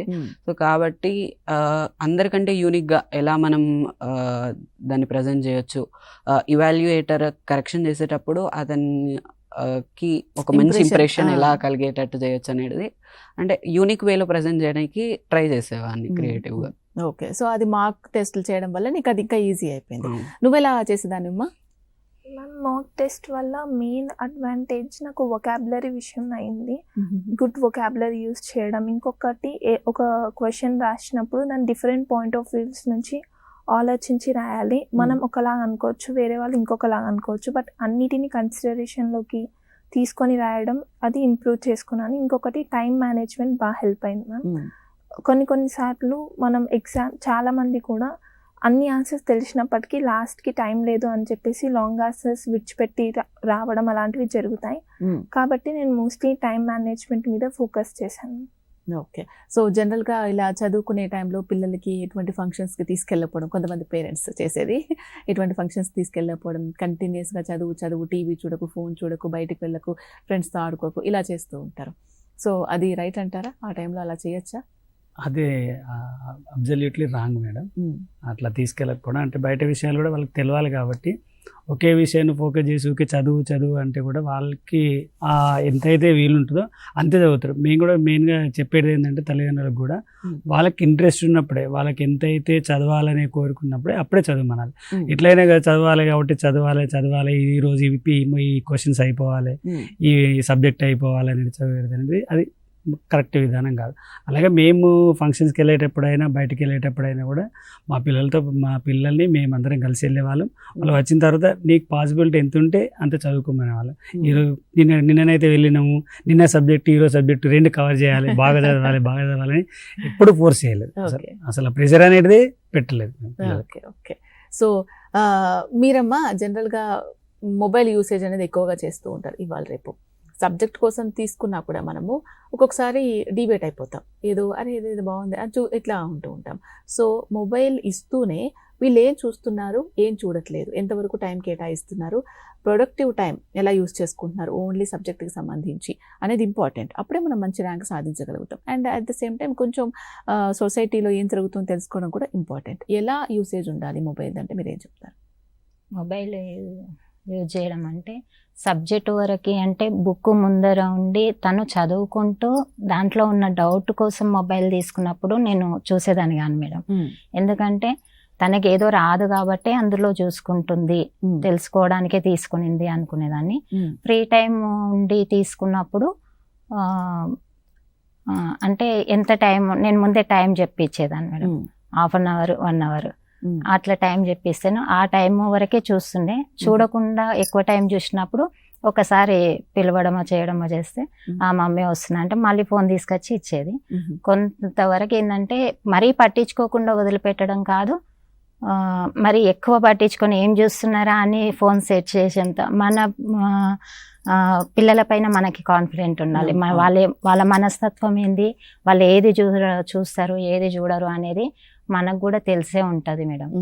ఆ విధంగా తను కొంచెం ఎక్కువ చూసింది, ఇంకో 10 minutes 15 minutes ఎక్కువ తీసుకుంటుంది ఫోను అంటే ఆ పాటికి నేను పిలిచి మళ్ళీ చూసేదాన్ని మేడం. ఓకే. సజన్, నువ్వు మ్యాథ్స్ కొంచెం టఫ్ అవుతుండే, ఇంట్రెస్ట్ లేకపోతుండే స్టార్టింగ్లో అని చెప్పావు కదా. సో చాలా మంది స్టూడెంట్స్కి అదే ప్రాబ్లం ఉంటుంది. సో నీ ప్రాబ్లమ్ను నువ్వు ఫేస్ చేసి ఇప్పుడు మంచి అచీవర్ అయ్యావు కదా. సో నువ్వు ఫేస్ చేసిన ప్రాబ్లం ఏంటి మ్యాథ్స్కి సంబంధించి? ఒక్కొక్కళ్ళకి ఒక్కొక్క సబ్జెక్ట్ ఉంటుంది. సో మ్యాథ్స్ తీసుకుందాము. మ్యాథ్స్ స్టూడెంట్స్ ఎవరైనా ఉంటే వాళ్ళకి యూజ్ అవుతుంది కదా. సో నువ్వు ఎలా రెక్టిఫై చేసుకున్నావు? ఏదైనా ప్రాబ్లం వచ్చినప్పుడు దాన్ని ఎలా సాల్వ్ చేసుకున్నావు? అండ్ స్పీడ్ టైం అనేది వెరీ ఇంపార్టెంట్ మ్యాథ్స్లో. మనము చూస్తుంటే టైం ఇలాగే అయిపోతూ ఉంటుంది ఒకటే ప్రాబ్లం దగ్గర. సో ఎలా సాల్వ్ చేసుకున్నావు దాన్ని? అంటే కంపల్సరీ కన్సిస్టెన్సీ, హార్డ్ వర్క్ అనేది చాలా ఇంపార్టెంట్ మ్యాథ్స్ విషయానికి వచ్చి. అంటే యాజ్ ఫర్ నా పాయింట్ ఆఫ్ వ్యూలో మాత్రం హార్డ్ వర్క్ అనేది మ్యాథ్స్లో చాలా హెల్ప్ చేయడం జరుగుతుంది. సో అలాగే కంపల్సరీ మనం ఒక ప్రాబ్లమ్ని చూసినప్పుడు దాన్ని జస్ట్ చూడడమే కాకుండా దాన్ని సాల్వ్ చేయడం అనేది మనకి చాలా ఇంపార్టెంట్ అనమాట. సో ప్రాబ్లమ్ సాల్వ్ చేస్తేనే ఆ ప్రాబ్లం అనేది మనకు వస్తుంది. So unlike other subjects like biology కానీ సోషల్ కానీ అవి జస్ట్ చదివితే మనం మనం బట్టి పట్టొచ్చు, మగప్ చేయొచ్చు, ఏదైనా చేయొచ్చు. కానీ సో మ్యాథ్స్, ఫిజిక్స్ ఇలాంటి ప్రాబ్లమ్ సాల్వింగ్ సబ్జెక్ట్స్కి వచ్చేసరికి కంపల్సరీ మనం ప్రాబ్లమ్ని సాల్వ్ చేయాలి. ఆ ప్రాబ్లమ్ని సాల్వ్ చేయడం వల్ల ఒకవేళ ప్రాబ్లం రాకపోతే డిసప్పాయింట్ కాకుండా దాన్ని మళ్ళీ ఇంకెక్కడన్నా సెర్చ్ చేసి సో ఆ స్టెప్స్ని మనం చేసే స్టెప్స్ని ఒకసారి రెక్టిఫై చేసుకోవాలన్నమాట. సో మనం ఎక్కడ తప్పు చేస్తున్నాం, ఏ స్టెప్లో మనం రాంగ్ స్టెప్ చేస్తున్నాం అనేది అక్కడ మనం తెలుసుకొని సో మళ్ళీ మనం చేస్తూ ఉండాలి. సో ఒక ప్రాబ్లం మనకు వచ్చిందంటే సో ఆటోమేటిక్గా జీల్ అనేది వస్తుంది. ఇంకొకటి ప్రాబ్లం చేద్దాం, ఇంకొక ప్రాబ్లం చేద్దాం అని వస్తుంది. సో కాబట్టి మనం కంపల్సరీ ఒక కన్సిస్టెంట్గా ఒక పర్సివరెన్స్తోని మనం కంపల్సరీ హార్డ్ వర్క్ అనేది చాలా ఇంపార్టెంట్ అనమాట నా దృష్టిలో మాత్రం మ్యాథ్స్లో. సో కాబట్టి అలా ప్రాక్టీస్ చేస్తూ ఉండడం వల్ల మనకు అది చాలా యూజ్ అవుతుంది. మ్యాథ్స్కి సంబంధించి నాకు కూడా ఒక డౌట్ ఉంటాయి. ఏంటి అంటే చాలా లెంతీ స్టెప్స్ వేసిన తర్వాత ఆన్సర్ వస్తుంది మనకి. లాజికల్గా స్టెప్స్ వేసిన తర్వాత కూడా ఒక 2 steps-లోనే ఆన్సర్ వస్తుంది. జనరల్గా పేపర్లో అయితే ఎలా ప్రజెంట్ చేస్తే బాగుంటుంది ఎగ్జామ్లో? యాక్చువల్గా మనం డిస్క్రిప్టివ్ వైజ్ ఎగ్జామ్స్ చూసుకున్నట్టయితే సో యాజ్ పర్ మార్క్స్ మనం దాన్ని మనం మైండ్లో ఆలోచించుకొని యాజ్ పర్ మార్క్స్ మనం దాన్ని ప్రజెంట్ చేయాల్సి ఉంటుంది.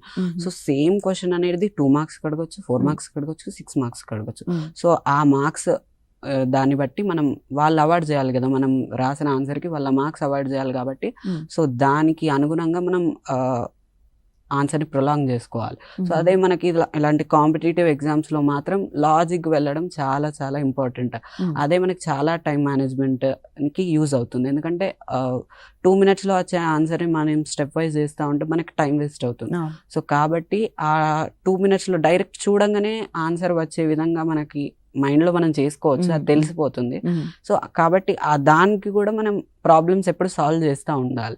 సో అది మనం ఒకసారి సాల్వ్ చేస్తూ ఉంటే మనకు అర్థమైపోతుంది, ఓ ప్రాబ్లం ఇలా చేయొచ్చు, ఇలా ఆన్సర్ రావచ్చు అని మనం ఎక్స్పెక్ట్ చేసేయచ్చు అలా అన్నట్టు ఎగ్జామ్ని బట్టి. ఓకే. సో జనరల్గా ఎగ్జామ్లో వెళ్ళినప్పుడు ఎగ్జామ్ కాబట్టి మనకు మార్క్స్ రావాలి కాబట్టి దాంట్లో రిజల్ట్ వస్తుంది కాబట్టి అంత ప్రెషరు అంత ఇదితోటి మనం రాస్తూ ఉంటాం. నార్మల్గా మనం రాసేటప్పుడు ఈ రోజు రాకపోయిన పర్లేదు చదివితే సరిపోతుంది అని కొంతమంది స్టూడెంట్స్ అనుకుంటూ ఉంటారు. రాయడం అనేది ఎంతలా హెల్ప్ అవుతుంది అనేది అది రాసిన వాళ్ళకే తెలుస్తుంది. మంచిగా గుర్తుండిపోవడం కానీ పెన్ ఎక్కడ ఆగదు మనకి. సో అది దాని విషయంలో మీరు ఏం చెప్తారు? సో అంటే కంపల్సరీ మిగతా సబ్జెక్ట్స్ అయితే రాయడం అనేది ఇంపార్టెంటే. సో ఇలాంటి మ్యాథ్స్ కానీ ఫిజిక్స్ కానీ సబ్జెక్ట్స్ వచ్చేసరికి compulsory book and pen compulsory అవసరం. ఎందుకంటే ఆ రాయడం వల్ల మనకి విన్నదానికంటే ఎక్కువ అర్థమవుతుంది, అలాగే మనకి గుర్తుండిపోతుంది. సో అంటే అక్కడ మనకి మైండ్లో రిజిస్టర్ అయిపోతే సో అలా ఎప్పుడు రాస్తూ ఉండడం వల్ల మనకి మైండ్లో ఒకసారి అలా రిజిస్టర్ అయిపోతే మనకి ఎగ్జామ్స్లో అనేది చాలా హెల్ప్ అవుతుంది నా పాయింట్ ఆఫ్ వ్యూలో. టఫ్ సబ్జెక్ట్ ఉన్నప్పుడు ఎలా హ్యాండిల్ చేసుకునేదాన్ని? టఫ్ అనేది నీకు లేదు కానీ ఎలా హ్యాండిల్ చేసుకోవచ్చు చాలా మందికి ఇంపార్టెంట్ కదా, అది ఏం చెప్తావు దాని గురించి? మనం ఒక క్లియర్ టైం టేబుల్ని ప్రిపేర్ చేసుకోవాలి. ఏ కాన్సెప్ట్స్ దగ్గర అదే సబ్జెక్ట్లో ఏ ఏరియాస్లో మనం అంత కాన్ఫిడెంట్గా ఫీల్ అవ్వట్లేదు ఆ ఏరియాస్ని మళ్ళీ రివైజ్ చేసుకోవాలి. మనం ఎంత ఎక్కువసార్లు రివైజ్ చేసుకుంటే అంత కాన్ఫిడెన్స్ వస్తుంది. సో మనం ఎక్కువ చదవడం, ఎక్కువ రివైజ్ చేయడం. ఇంకొకటి మనం స్ట్రాటజికల్గా దాన్ని ప్లాన్ కూడా చేసుకోవాలి. ఇక్కడ ఏరియాస్ని ఏ విధంగా గుర్తుపెట్టుకోవాలి. కొంచెం దాన్ని ఒక ఫన్ వేలో గుర్తుపెట్టుకుంటే ఇంకా ఎక్కువ గుర్తుంటుంది. దాన్ని బట్టి పట్టడం కన్నా అండర్స్టాండ్ చేసుకొని ఒక ఫన్ వేలో గుర్తుపెట్టుకోవడానికి ట్రై చేస్తే మనకి అది చాలా రోజులు గుర్తుంటుంది. ఇంకా మనం దాన్ని ఇమాజిన్ చేసుకోవాలి, ఒక పిక్టోరియల్ ఫామ్లో గుర్తుపెట్టుకుంటే ఇంకా ఎక్కువ రోజులు గుర్తుంటుంది. ఆ విధంగా చేసినప్పుడు ఏ సబ్జెక్ట్ అయినా మనకి ఈజీగా అనిపిస్తుంది. మెల్లమెల్లగా చదువుతుంటే దాని మీద మనకి కాన్ఫిడెన్స్ వచ్చినప్పుడు ప్రతిదీ కూడా ఈజీ అనిపిస్తుంది. కొంతమంది పిల్లలు పాపం బాగా చదువుతారు కానీ ప్రెజెంటేషన్ విషయంలో ఇదైపోతూ ఉంటారు, రైటింగ్ కానీ ప్రెజెంటేషన్ కానీ కొంతమంది తక్కువ చదివినా కానీ ప్రెజెంటేషన్ చాలా బాగుంటుంది వాళ్ళది. అంటే ఒక 4-5 క్వశ్చన్స్ అటెంప్ట్ చేసినా కానీ చాలా పర్ఫెక్ట్గా అటెంప్ట్ చేస్తారు. సో మనం ఎగ్జామ్లో ఏదైనా క్వశ్చన్ అటెంప్ట్ చేసేటప్పుడు పర్ఫెక్షన్, అంటే ఇప్పుడు నేను ఎగ్జామ్ నేను పేపర్ చూస్తాను చాలా బాగుంది అని అనిపించేలాగా రాయాలి అంటే ఎలా? ఫస్ట్ తొందరపడకుండా మనము ప్రతి సెక్షన్కి ఎంత టైం మెయింటైన్ చేయాలి, ఎంత టైంని అలాట్ చేసుకోవాలో దాన్ని ముందే ప్లాన్ చేసుకోవడం వల్ల మనకి ప్రతి క్వశ్చన్కి సరిపోయే టైం మిగులుతుంది మ్యామ్. దానివల్ల మనం హరీబరీలో రాయకుండా నీట్గా రాయగలుగుతాము. ఇంకొకటి ఎప్పుడు రాసినా గుడ్ వొకాబులరీ యూస్ చేయడానికి ట్రై చేయాలి. కొన్ని ఆన్సర్స్కి డిఫరెంట్ పర్స్పెక్టివ్స్ నుంచి ఆలోచించి రాయాల్సి వస్తుంది. ఎందుకంటే ఒక క్వశ్చన్ మనకి అడిగినప్పుడు దానికి ఒక డిప్లొమాటిక్ ఆన్సర్ అనేది ఉంటుంది. అది మొత్తం కరెక్ట్ కాదు, మొత్తం రాంగ్ కాదు. మనం అందులో అన్ని పర్స్పెక్టివ్స్ నుంచి ఆలోచించి ప్రతిదీ కూడా రాయడానికి ట్రై చేయాలి. సో అట్లా ప్రజెంటేషన్ ఇంప్రూవ్ అవుతుంది.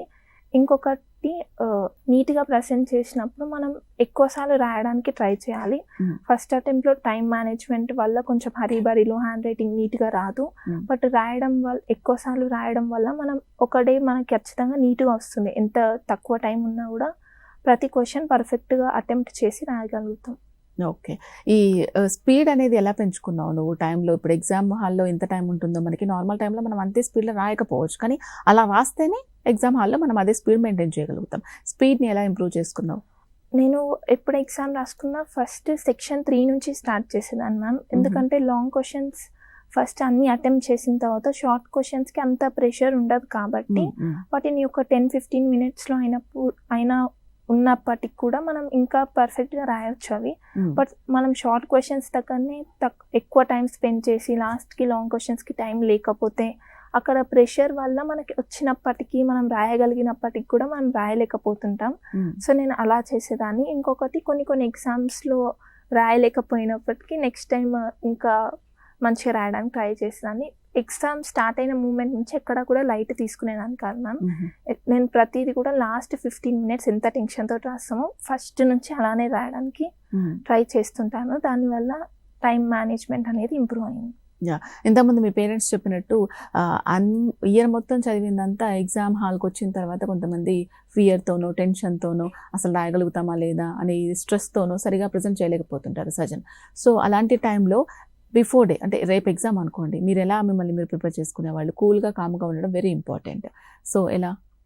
సో అంటే రేపు ఎగ్జామ్ ఉందని మనకు తెలిసినప్పుడు సో ఇవాళ ప్రిపేర్ అయ్యేది మొత్తం ఈ రోజే మొత్తం కంప్లీట్ సిలబస్ ప్రిపేర్ అయిపోవాలి. అంటే ముందు యాక్చువల్గా ఈ ఇయర్ ఎస్ఎస్సికి చాలా గ్యాప్ రావడం వల్ల అందరికీ చాలా బెనిఫిట్ అది. సో ఆ ఇచ్చిన టైం గ్యాప్లో మనం టోటల్గా ప్రిపేర్ అయిపోవాలి. రేపు ఎగ్జామ్ ఉందనగా కంపల్సరీ ఈ రోజు ఈవినింగ్ వరకల్లా టోటల్ సిలబస్ కంప్లీట్ చేసుకోవడం జరిగిపోవాలి. సో దాని తర్వాత టైం ఉంటే రివిజనే జరగాలి, అంటే నేను చేసే విధానం అది. సో తర్వాత మళ్ళీ కంపల్సరీ 8 hours స్లీప్ కంపల్సరీ ఉండాలి. నేనైతే 8 hours కంపల్సరీ నిద్రపోయేవాడిని. సఫిషియంట్ స్లీప్ ఉన్న తర్వాత సో మళ్ళీ ఒకసారి నేను మార్నింగ్ లేసేవాడిని. మార్నింగ్ మరి ఎర్లీ మార్నింగ్ కాకుండా 5 or 5:30కి లేసి సో కంపల్సరీ ఒక 1/2 hour to 1 hour revision compulsory చేసేవాడిని. 9కి ఎగ్జామ్ అంటే సో 5:30కి లేసి ఒక 1/2 hour కానీ 1 hour కానీ రివిజన్ చేసుకున్నాక ఇక దాని బుక్ని పక్కకు పెట్టేసేవాడిని. అంటే లాస్ట్ మినిట్ గ్లాన్స్ మాత్రమే ఉండాలి. సో ఎక్కువ చదువుకోవడం వల్ల కూడా మనం ఉన్నది మర్చిపోతాం, లేకపోతే ఓవర్ ఎగ్జైట్ అవ్వడం వల్ల సో ఉన్నదంతా పోతుంది.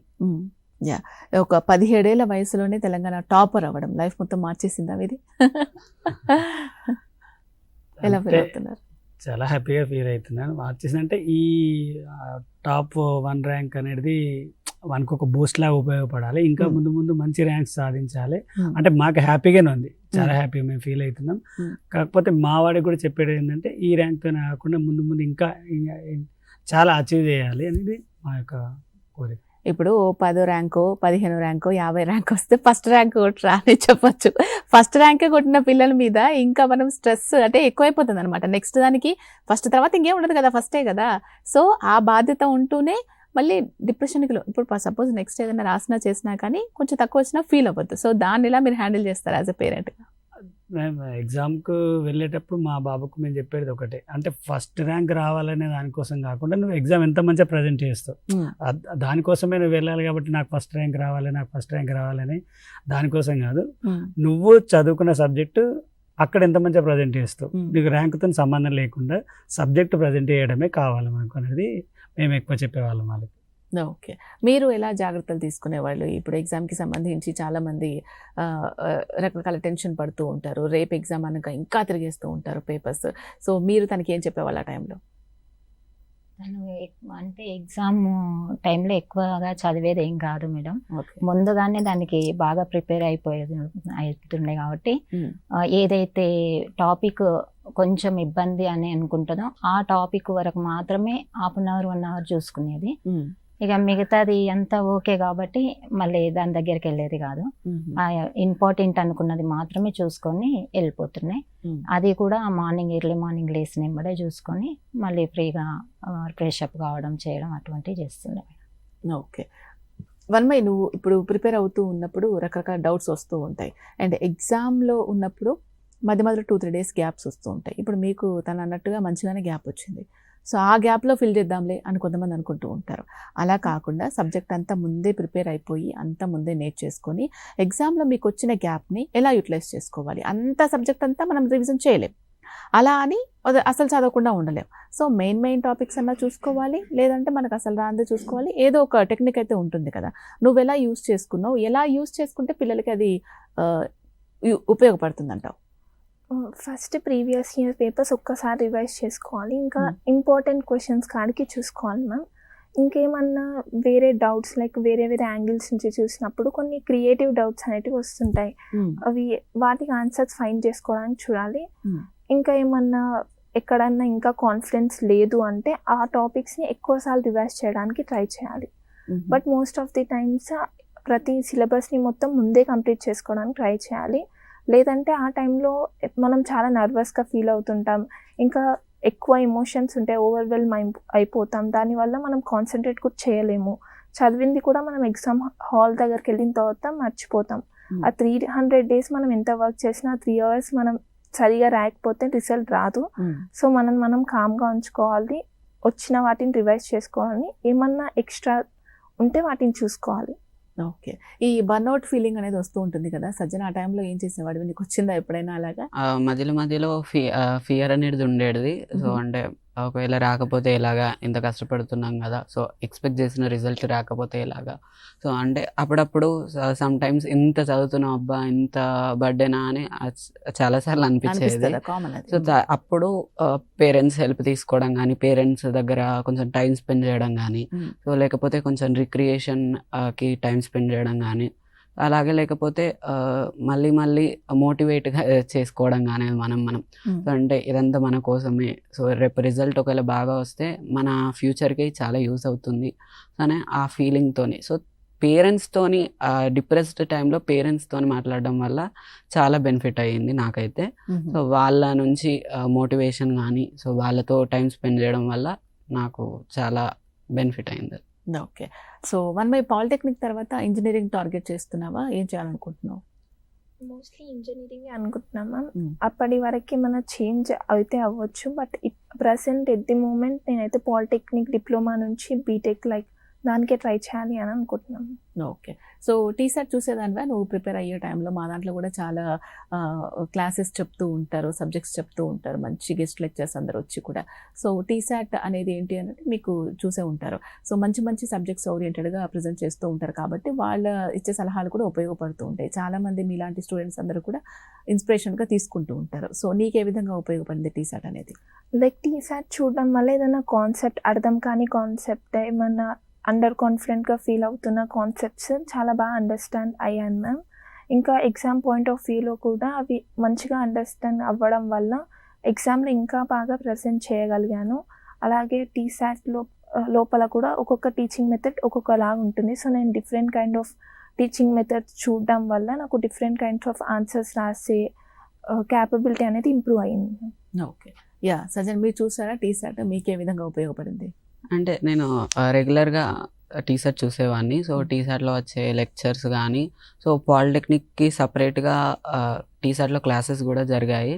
సో దానికి సంబంధించి కూడా ఇన్ఫర్మేషన్ నేను సంపాదించుకున్నాను. సో టీసాట్లో టీచర్స్ చెప్పే లెక్చర్స్ కానీ, సో వాళ్ళ పాయింట్ ఆఫ్ వ్యూలో ఎలా ప్రిపేర్ అవ్వాలి అని తెలుసుకొని నేను ప్రిపేర్ అయ్యాను. సో టీసాట్ నుంచి నాకు చాలా మంచి సపోర్ట్ రావడం జరిగింది. రకరకాల సోషల్ మీడియా మాధ్యమాలు ఉన్నాయి అండ్ టీసాట్తో పాటుగా యూట్యూబ్ కానీ ఇట్లా రకరకాలుగా ఉన్నాయి కదా. సో వాటి నుంచి మన సబ్జెక్ట్ తీసుకుంటూనే పిల్లలకు కొన్నిసార్లు తెలియదు వాళ్ళకి దీంట్లో బాగొస్తుంది దీంట్లో బాగొస్తుంది.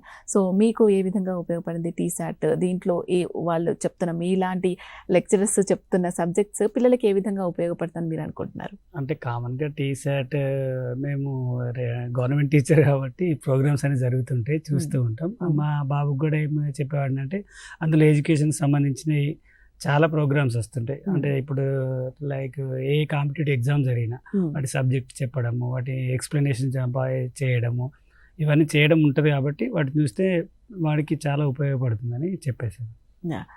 స్వరూప గారు, మీరు చూసారమ్మా, మీకు ఎలా అనిపించింది? మీరు కూడా యాజ్ ఏ టీచర్గా ఉన్నారు కదా. సో టీసాట్ అనే ప్లాట్ఫామ్ అనేది రకరకాలుగా పిల్లలకు ఉపయోగపడుతుంది. టీచర్స్ కానీ పేరెంట్స్ కానీ ఇంతకుముందు కూడా చెప్పడం జరిగింది. సో మీరేమంటారు? మీకు ఎలా అనిపించింది ఇక్కడ చెప్తున్న ఇది ఉపయోగకరంగా ఉంటుందంటారా పిల్లలకి? చాలా బాగా ఉపయోగపడుతుంది మేడం. ఎందుకంటే నేను చేసేది కస్తూర్బా గాంధీ స్కూల్లో చేస్తాను. మా దగ్గర కూడా టీసాట్లో ప్రోగ్రామ్స్ లైవ్ కానీ తర్వాత యూట్యూబ్లో వచ్చేటివి కానీ పెట్టి చూపిస్తుంటాం మేడం డిజిటల్లో. నేను మా పాప కూడా అక్కడ ఇక్కడ సెర్చ్ చేయడం కంటే ఫస్ట్ టీసాట్ చూడు, ఎక్స్పీరియన్స్ ఉన్న టీచర్స్ చెప్తారు కాబట్టి చాలా బాగా ఉపయోగపడుతుంది అని చెప్పేదాన్ని మేడం. ఇంకా అలాగే మాకు 300 మంది స్టూడెంట్స్ మా స్కూల్లో, వాళ్ళందరూ కూడా హైయర్ సెక్షన్ కాబట్టి 6 to ఇంటర్మీడియట్ మేడం. కాబట్టి టీసాట్ మేము మా పాప 90% కానీ మా స్కూల్ 100% యూజ్ చేస్తాం ఈ ఛానల్ని. Okay okay, nice nice. Yeah, polytechnic ఎందుకు చూస్ చేసుకున్నారు సజన్? యాక్చువల్గా సో పాలిటెక్నిక్ అనేది అన్లైక్ ఇంటర్ కానీ అదర్ కోర్సెస్లో కానీ పాలిటెక్నిక్ అనేది మనకి స్కిల్ ఓరియంటెడ్గా ఉంటుంది. సో పాలిటెక్నిక్ చేయడం వల్ల సో ఇందులో మళ్ళీ ఇంజనీరింగ్ స్ట్రీమ్ ఉంటుంది, అలాగే హార్టికల్చర్ కానీ రకరకాల కోర్సెస్ ఉండడం జరుగుతుంది. సో ప్రతి కోర్సు కూడా స్కిల్ ఓరియంటెడ్గా ఉండడం వల్ల సో మనకి జాబ్కి అవసరమైన కానీ సో మన లైఫ్కి అవసరమైన స్కిల్స్ కానీ చాలా యూజ్ అవుతుంది. సో తర్వాత మళ్ళీ ఇంజనీరింగ్ స్ట్రీమ్కి కనుక వచ్చినట్టయితే సో ఇంటర్లో అన్ని స్కిల్స్ దొరకకపోయినా సో పాలిటెక్నిక్ చదవడం వల్ల సో ఇంజనీరింగ్ అనేది ఎలా ఉంటుంది, డైలీ లైఫ్ అప్లికేషన్స్ కానీ సో ఎలాంటి స్కిల్స్ డెవలప్ చేసుకోవాలి మన అవన్నీ తెలుసుకోవడం వల్ల మనకు చాలా యూజ్ అవుతుంది. సో అట్లాంటి స్కిల్స్ అని మనం పాలిటెక్నిక్ ద్వారా మనం నేర్చుకోవచ్చు ఆ కోర్స్ ద్వారా. కాబట్టి నేను దానికి స్టెప్ తీసుకోవడం జరిగింది. ఓకే, సో దీని తర్వాత ఏంటి మరి నెక్స్ట్ ఏం చేయాలనుకుంటున్నాం? సో ఈ పాలిటెక్నిక్ తీసుకున్న తర్వాత సో ఆబ్వియస్గా ఒక మంచి టాప్ కాలేజ్లో ఆ కోర్స్ కంప్లీట్ చేసుకొని సో తర్వాత ఎగ్జామ్ రాసి సో మంచి బీటెక్ కాలేజ్లో సీట్ సంపాదించాలనుకుంటున్నాను. ఓకే, నువ్వు చిన్నప్పటి నుంచి ఏమనుకునేవాడివి? అసలు ఏం అవ్వాలి అనుకునేవాడివి? సో అంటే పర్టికులర్ ఏం అనేది ఏం లేదు. సో ఒక మంచి గవర్నమెంట్ జాబ్ హోల్డర్ కావాలనేది ఒక ఫాదర్ లాగా మంచి జాబ్, గవర్నమెంట్ జాబ్ కొట్టాలనేది ఒక ఎయిమ్. అది ఏ జానర్ అయినా పర్వాలేదు, ఏదైనా కానీ గవర్నమెంట్ జాబ్ ఒక సెక్యూర్ లైఫ్ ఉంటుంది కాబట్టి ఒక మంచి గవర్నమెంట్ జాబ్ కొట్టాలనేది. ఓకే, యా, నువ్వు తర్వాత ఫ్యూచర్ ఏంటి, ఏం ప్లాన్ చేసుకుంటున్నావు? పర్టికులర్ దేని మీద ఇంకా డిసైడ్ అవ్వలేదు మ్యామ్. బట్ ఏం చేసినా కూడా మోరల్ వాల్యూస్ వాటితోటి ఉండాలి అనేది నేను ముందు నుంచి అనుకుంటున్నాను. బట్ మనం ఎంత పెద్ద స్టేజ్కి వెళ్ళినప్పటికీ కూడా ఇంకా హంబుల్గా ఉండాలి, అది మెయిన్ ఇంపార్టెన్స్ ఇస్తాను. సో ఎక్కడైనా పర్లేదు, బట్ ఒక సెక్యూర్డ్ లైఫ్, ఒక హ్యాపీ లైఫ్ లీడ్ చేయాలి. అంటే నీకు చిన్నప్పటి నుంచి ఏమైనా ఏం ఉండిందా? మీ మదర్ లాగా టీచర్ అవ్వాలనా, లేకపోతే ఒక గవర్నమెంట్ జాబ్ అనా, లేకపోతే ఎంటర్ప్రెన్యూర్ అవ్వాలనా, లేకపోతే ఇన్స్పిరేషనల్ ఒక మంచి బాధ్యత గల పదవిలో ఉండాలనా, ఏమనుకున్నావు అసలు చిన్నప్పటి నుంచి కూడా? లైక్ ఒక responsible and happy job interesting job like creative jobs చేయాలి అని అనుకుంటున్నాను. ఓకే. సో డెసిషన్ ఇప్పుడు ఈ తర్వాత నెక్స్ట్ నువ్వు ఏం చెయ్యాలి అనుకునే దానికి సంబంధించి డెసిషన్ నీది నువ్వే తీసుకుంటున్నావా, లేదంటే కాంబినేషన్లో పేరెంట్స్తో మాట్లాడుకొని కానీ లెక్చరర్స్తో ఇంకా డిస్కస్ చేసి ఇదైతే పాత బాగుంటుంది, దీనికి ఫ్యూచర్ బాగుంటుంది, ఇలా డెసిషన్ నువ్వు తీసుకుంటావా, లేకపోతే మీ పేరెంట్స్ తీసుకునే దాన్ని ఫాలో అవుతావా? లైక్ నా ఒపీనియన్ నా పేరెంట్స్ ఇంకా టీచర్స్కి చెప్తాను మ్యామ్. వాళ్ళు కూడా వాళ్ళ ఒపీనియన్ వాళ్ళ ఎక్స్పీరియన్స్ నాతోటి షేర్ చేయడం వల్ల నాకు ఒక బెటర్ వ్యూ అనేది వస్తుంది. ఏది బెటర్, ఏ పాత్ తీసుకుంటే మనం ఏ ఆపర్చునిటీస్ ఉంటాయి, ఏ పాత్ తీసుకోవడం వల్ల అవుటర్ వరల్డ్కి ఎక్కువ ఎక్స్పోజర్ ఉంటుంది, ఇవన్నీ వాళ్ళు ఎక్కువ ఎక్స్పీరియన్స్ చేశారు కాబట్టి నేను ఎక్కువ వాళ్ళని అడుగుతాను. వాళ్ళకి ఎక్కువ తెలుసు ఏది బెటర్ అని చెప్పేసి. ఈ జనరేషన్లో కాన్సన్ట్రేషన్ చేయడం అనేది చాలా టఫ్ మా. అందరూ చేస్తుంటే అందరూ ఫస్ట్ ర్యాంక్ వచ్చేవాళ్ళు, చాలా టఫ్. ఈ జెన్జీ పిల్లల్ని పట్టుకోవడం అనేది చాలా కష్టం అని చెప్తూ ఉంటారు పేరెంట్స్. సో అలా ఉన్న దాంట్లోంచి పేరెంటింగ్ చేయడం అనేది చాలా కష్టం కదా. సో మీరేం చెప్తారు పేరెంట్స్కి, ఎలా హ్యాండిల్ చేయాలి పిల్లల్ని ఇప్పుడు కాన్సన్ట్రేషన్ చేయాలి అనుకునే వాళ్ళ కోసం? అంటే ఎక్కువ టైము స్టడీ పైనే ఉంచకుండా మేడం, వాళ్ళకి ఇంట్రెస్ట్ ఉన్న దాన్ని కూడా అంటే వాళ్ళకి కూడా కొన్ని ఉంటాయి, ఇష్టాలు ఉంటాయి, ఇది చేయాలి అది చేయాలి అనేది ఉంటుంది. కాబట్టి వాళ్ళ ఇష్టాలు తెలుసుకొని వాళ్ళు దేని వైపు వెళ్తున్నారు, ఎట్లా ఉండాలనుకుంటున్నారు అనేది తెలుసుకొని వాళ్ళు కరెక్ట్ వేలో వెళ్తున్నారా లేదా అనేది మనము చెక్ చేసుకోగలిగితే కనుక వాళ్ళని కూర్చోబెట్టడం. ఎందుకంటే ఇప్పుడు ఇంట్రెస్ట్ ఉన్న దానికోసము 10 గంటలైనా కూర్చోగలుగుతాం. అది ఇంట్రెస్ట్ లేని దానికోసం మనం ఒక 1 అవర్ కూడా వాళ్ళని కూర్చోబెట్టలేము అక్కడ. ఏ ఏజ్ వాళ్ళనైనా అంతేను. అయితే కాకపోతే వీళ్ళ స్టూడెంట్స్ విషయానికి వచ్చేసరికి కొంచెం వాళ్ళ ఇంట్రెస్ట్ కలవాలి. మనం ఏదైతే చెప్పాలనుకుంటున్నామో దాన్ని తోడు చేస్తూ వాళ్ళకు ఇంట్రెస్ట్ ఉన్నట్టుగానే ఆటలాడిస్తూ అట్లా చేయించడం వల్ల కొంచెం ఎక్కువ టైము వాళ్ళని చదువుకునేలా చేయాలి. కాన్సన్ట్రేషన్ అనేది ఉండడానికి అవకాశం ఉంటుంది అంటారు. రైట్. సో చాలా మంది పిల్లలకి మార్క్స్ తక్కువ వచ్చిన వాళ్ళు కూడా ఉన్నారండి. సో వాళ్ళకి మీరు ఏం చెప్తారు, ఎలా మోటివేట్ చేయాలి, పిల్లలు ఎలా తీసుకోవాలి దాన్ని, అండ్ పేరెంట్స్ కూడా ఎలా వ్యవహరించాలి, ఎలా దాని నుంచి బయటపడాలంటారు? మార్క్స్ అనేది వాళ్ళ దానికి సంబంధించి ఎగ్జామ్కి సంబంధించింది మార్క్స్. ఆ ఎగ్జామ్ రాస్తే వచ్చేటి మార్క్స్. కాకపోతే వాళ్ళకి ఎందులో ఇంట్రెస్ట్ ఉంది, సబ్జెక్ట్ అంటే కొందరికి చదవడంలో ఇంట్రెస్ట్ ఉంటుంది, కొందరికి ఆటలు ఆడడంలో ఇంట్రెస్ట్ ఉంటుంది. వాళ్ళ ఇష్టాలను మనం గమనించి దానికి అనుగుణంగా మనం స్టెప్ వేస్తే దానికి వాళ్ళ లైఫ్ బాగుంటుంది. ఇప్పుడు తక్కువ మార్క్స్ వచ్చినప్పుడు మనం వాళ్ళని తీసుకొని అరే నాన్న ఎండ్లో తక్కువ వచ్చినాయి, దేనికోసం తక్కువ వచ్చినాయి, అందులో రావడానికి మనకి వాని యొక్క ఇష్టాలు ఏంటో తెలుసుకొని వానికి అనుగుణంగా మనం ప్రవర్తించినప్పుడు యాజ్ ఏ పేరెంట్గా మనం అని ముందు తీసుకెళ్ళడానికి అవకాశం ఉంటుంది. తర్వాత వాళ్ళకి తక్కువ మార్క్స్ వచ్చినప్పుడు కూడా వాళ్ళపైన ఏదో కోపానికి రావడము, తక్కువ మార్క్స్ వచ్చినాయి అనడం, పక్కన కూర్చోబెట్టి వాళ్ళని బుజ్జగించడం, చెప్పడం, వాళ్ళని ఏం కాదు నాన్న ఈసారి తక్కువ వచ్చినాయి, మళ్ళీ సార్ ఇంకొక 5 మార్క్స్ ఎక్కువ తెచ్చుకో, అట్లా వాళ్ళని మోటివేట్ చేస్తూ ఉంటే ఆటోమేటిక్గా వాళ్ళు మంచి తయారవుతారు. ఓకే. జనరల్గా ఒక అభిప్రాయం ఉంది ఏంటంటే పిల్లల్లో ఆడపిల్లలు మాట వింటారు, అబ్బాయిలు వినరు అని. మీరు ఎప్పుడైనా ఆ టఫ్ ఫేస్ కదా ఫేస్ చేశారా? అట్లా అని లేదు. మా అబ్బాయి అట్లానే ఆడపిల్లలు వింటారు, అబ్బాయిలు వినరు అనేది ఏం లేదు. ఊరికే అట్లా పేరెంట్స్ చెప్తుంటారంటారా? పేరెంట్స్ అంటే కొంతమందిలో ఉంటుంది. కాకపోతే మా 2 అబ్బాయిలు మాత్రం అలా ఏం లేదు. మేము ఏది చెప్తే అది వినడమే. అంటే ఒకసారి చెప్తే ఇంకోసారి వద్దు నాన్న అంటే అక్కడ పెట్టేసి వాళ్ళు కాంపౌండిపోవడమే. ఓకే. సో ఇప్పుడు తన ఒపీనియన్ తను చెప్పాడు, మీరు ఎలా చూడాలనుకుంటున్నారు తనని? అంటే ఫైనల్ వాడే ఒపీనియన్. నాకైతే ఒక ఒపీనియన్ ఏముందంటే మంచి గ్రాడ్యుయేట్ అయిపోయిన తర్వాత ఒక సివిల్ సర్వెంట్ చూడాలనేది ఒక నా కోరిక అనమాట. అంటే నేను మనకి అడ్వైజ్ చేయడం, ఇట్లా వేస్తే ఇది బాగుంటుంది, ఇట్లా చదువుకోవాలి, ఇది మంచిగా ఉంటుంది అని అడ్వైజ్ చేయడం. ఇక ఫైనల్ డిసిజన్ అనేది తన ఇష్టమే. తను అచీవ్ చేయగలడు అనే నమ్మకం ఉందా మీకు? 100% అచీవ్ చేయడం నమ్మకం 100% ఉంది. అవునా? సో దాని తగ్గట్టుగా ఇప్పుడున్న సోర్సెస్ ఏంటి, ఏది చేస్తే బాగుంటుంది అనే గైడెన్స్ తనకి మీరు ఇస్తున్నారా? అంటే చెప్తున్నామండి, దేంట్లో ఫ్యూచర్ బాగుంటుంది, ఎలా ఉంటుంది ఏంటి అని. ఫ్యూచర్ అంటే ఇప్పుడు ప్రస్తుతానికైతే వాడే టార్గెట్ IIT చేయాలనేది ఒక టార్గెట్. IIT చేసిన తర్వాత ఏం ఫ్యూచర్ అంటే సివిల్ సర్వెంట్గా మంచి ప్రిపేర్ అయ్యి Hmm. ఆ సివిల్ సర్వెంట్ జాబ్ కొట్టిన తర్వాత దానికి సంబంధించిన గైడెన్స్ ఏంటి, అందులో ఏమున్నాయి, ఇప్పుడు ఏ ఛానల్స్లో ఏమొస్తుంది, Hmm. ఆన్లైన్ ఛానల్స్లో ఏమేమి ఉన్నాయో చూపించడము, వాటిని మోటివేట్ చేయడం, ఏ సబ్జెక్ట్ అయితే బాగుంటుంది, Hmm. ఈ సబ్జెక్ట్ని చదవాలి, కొంచెం సోషల్ కొంచెం ఇంట్రెస్టింగ్ చదువుతుంది మా బాబు.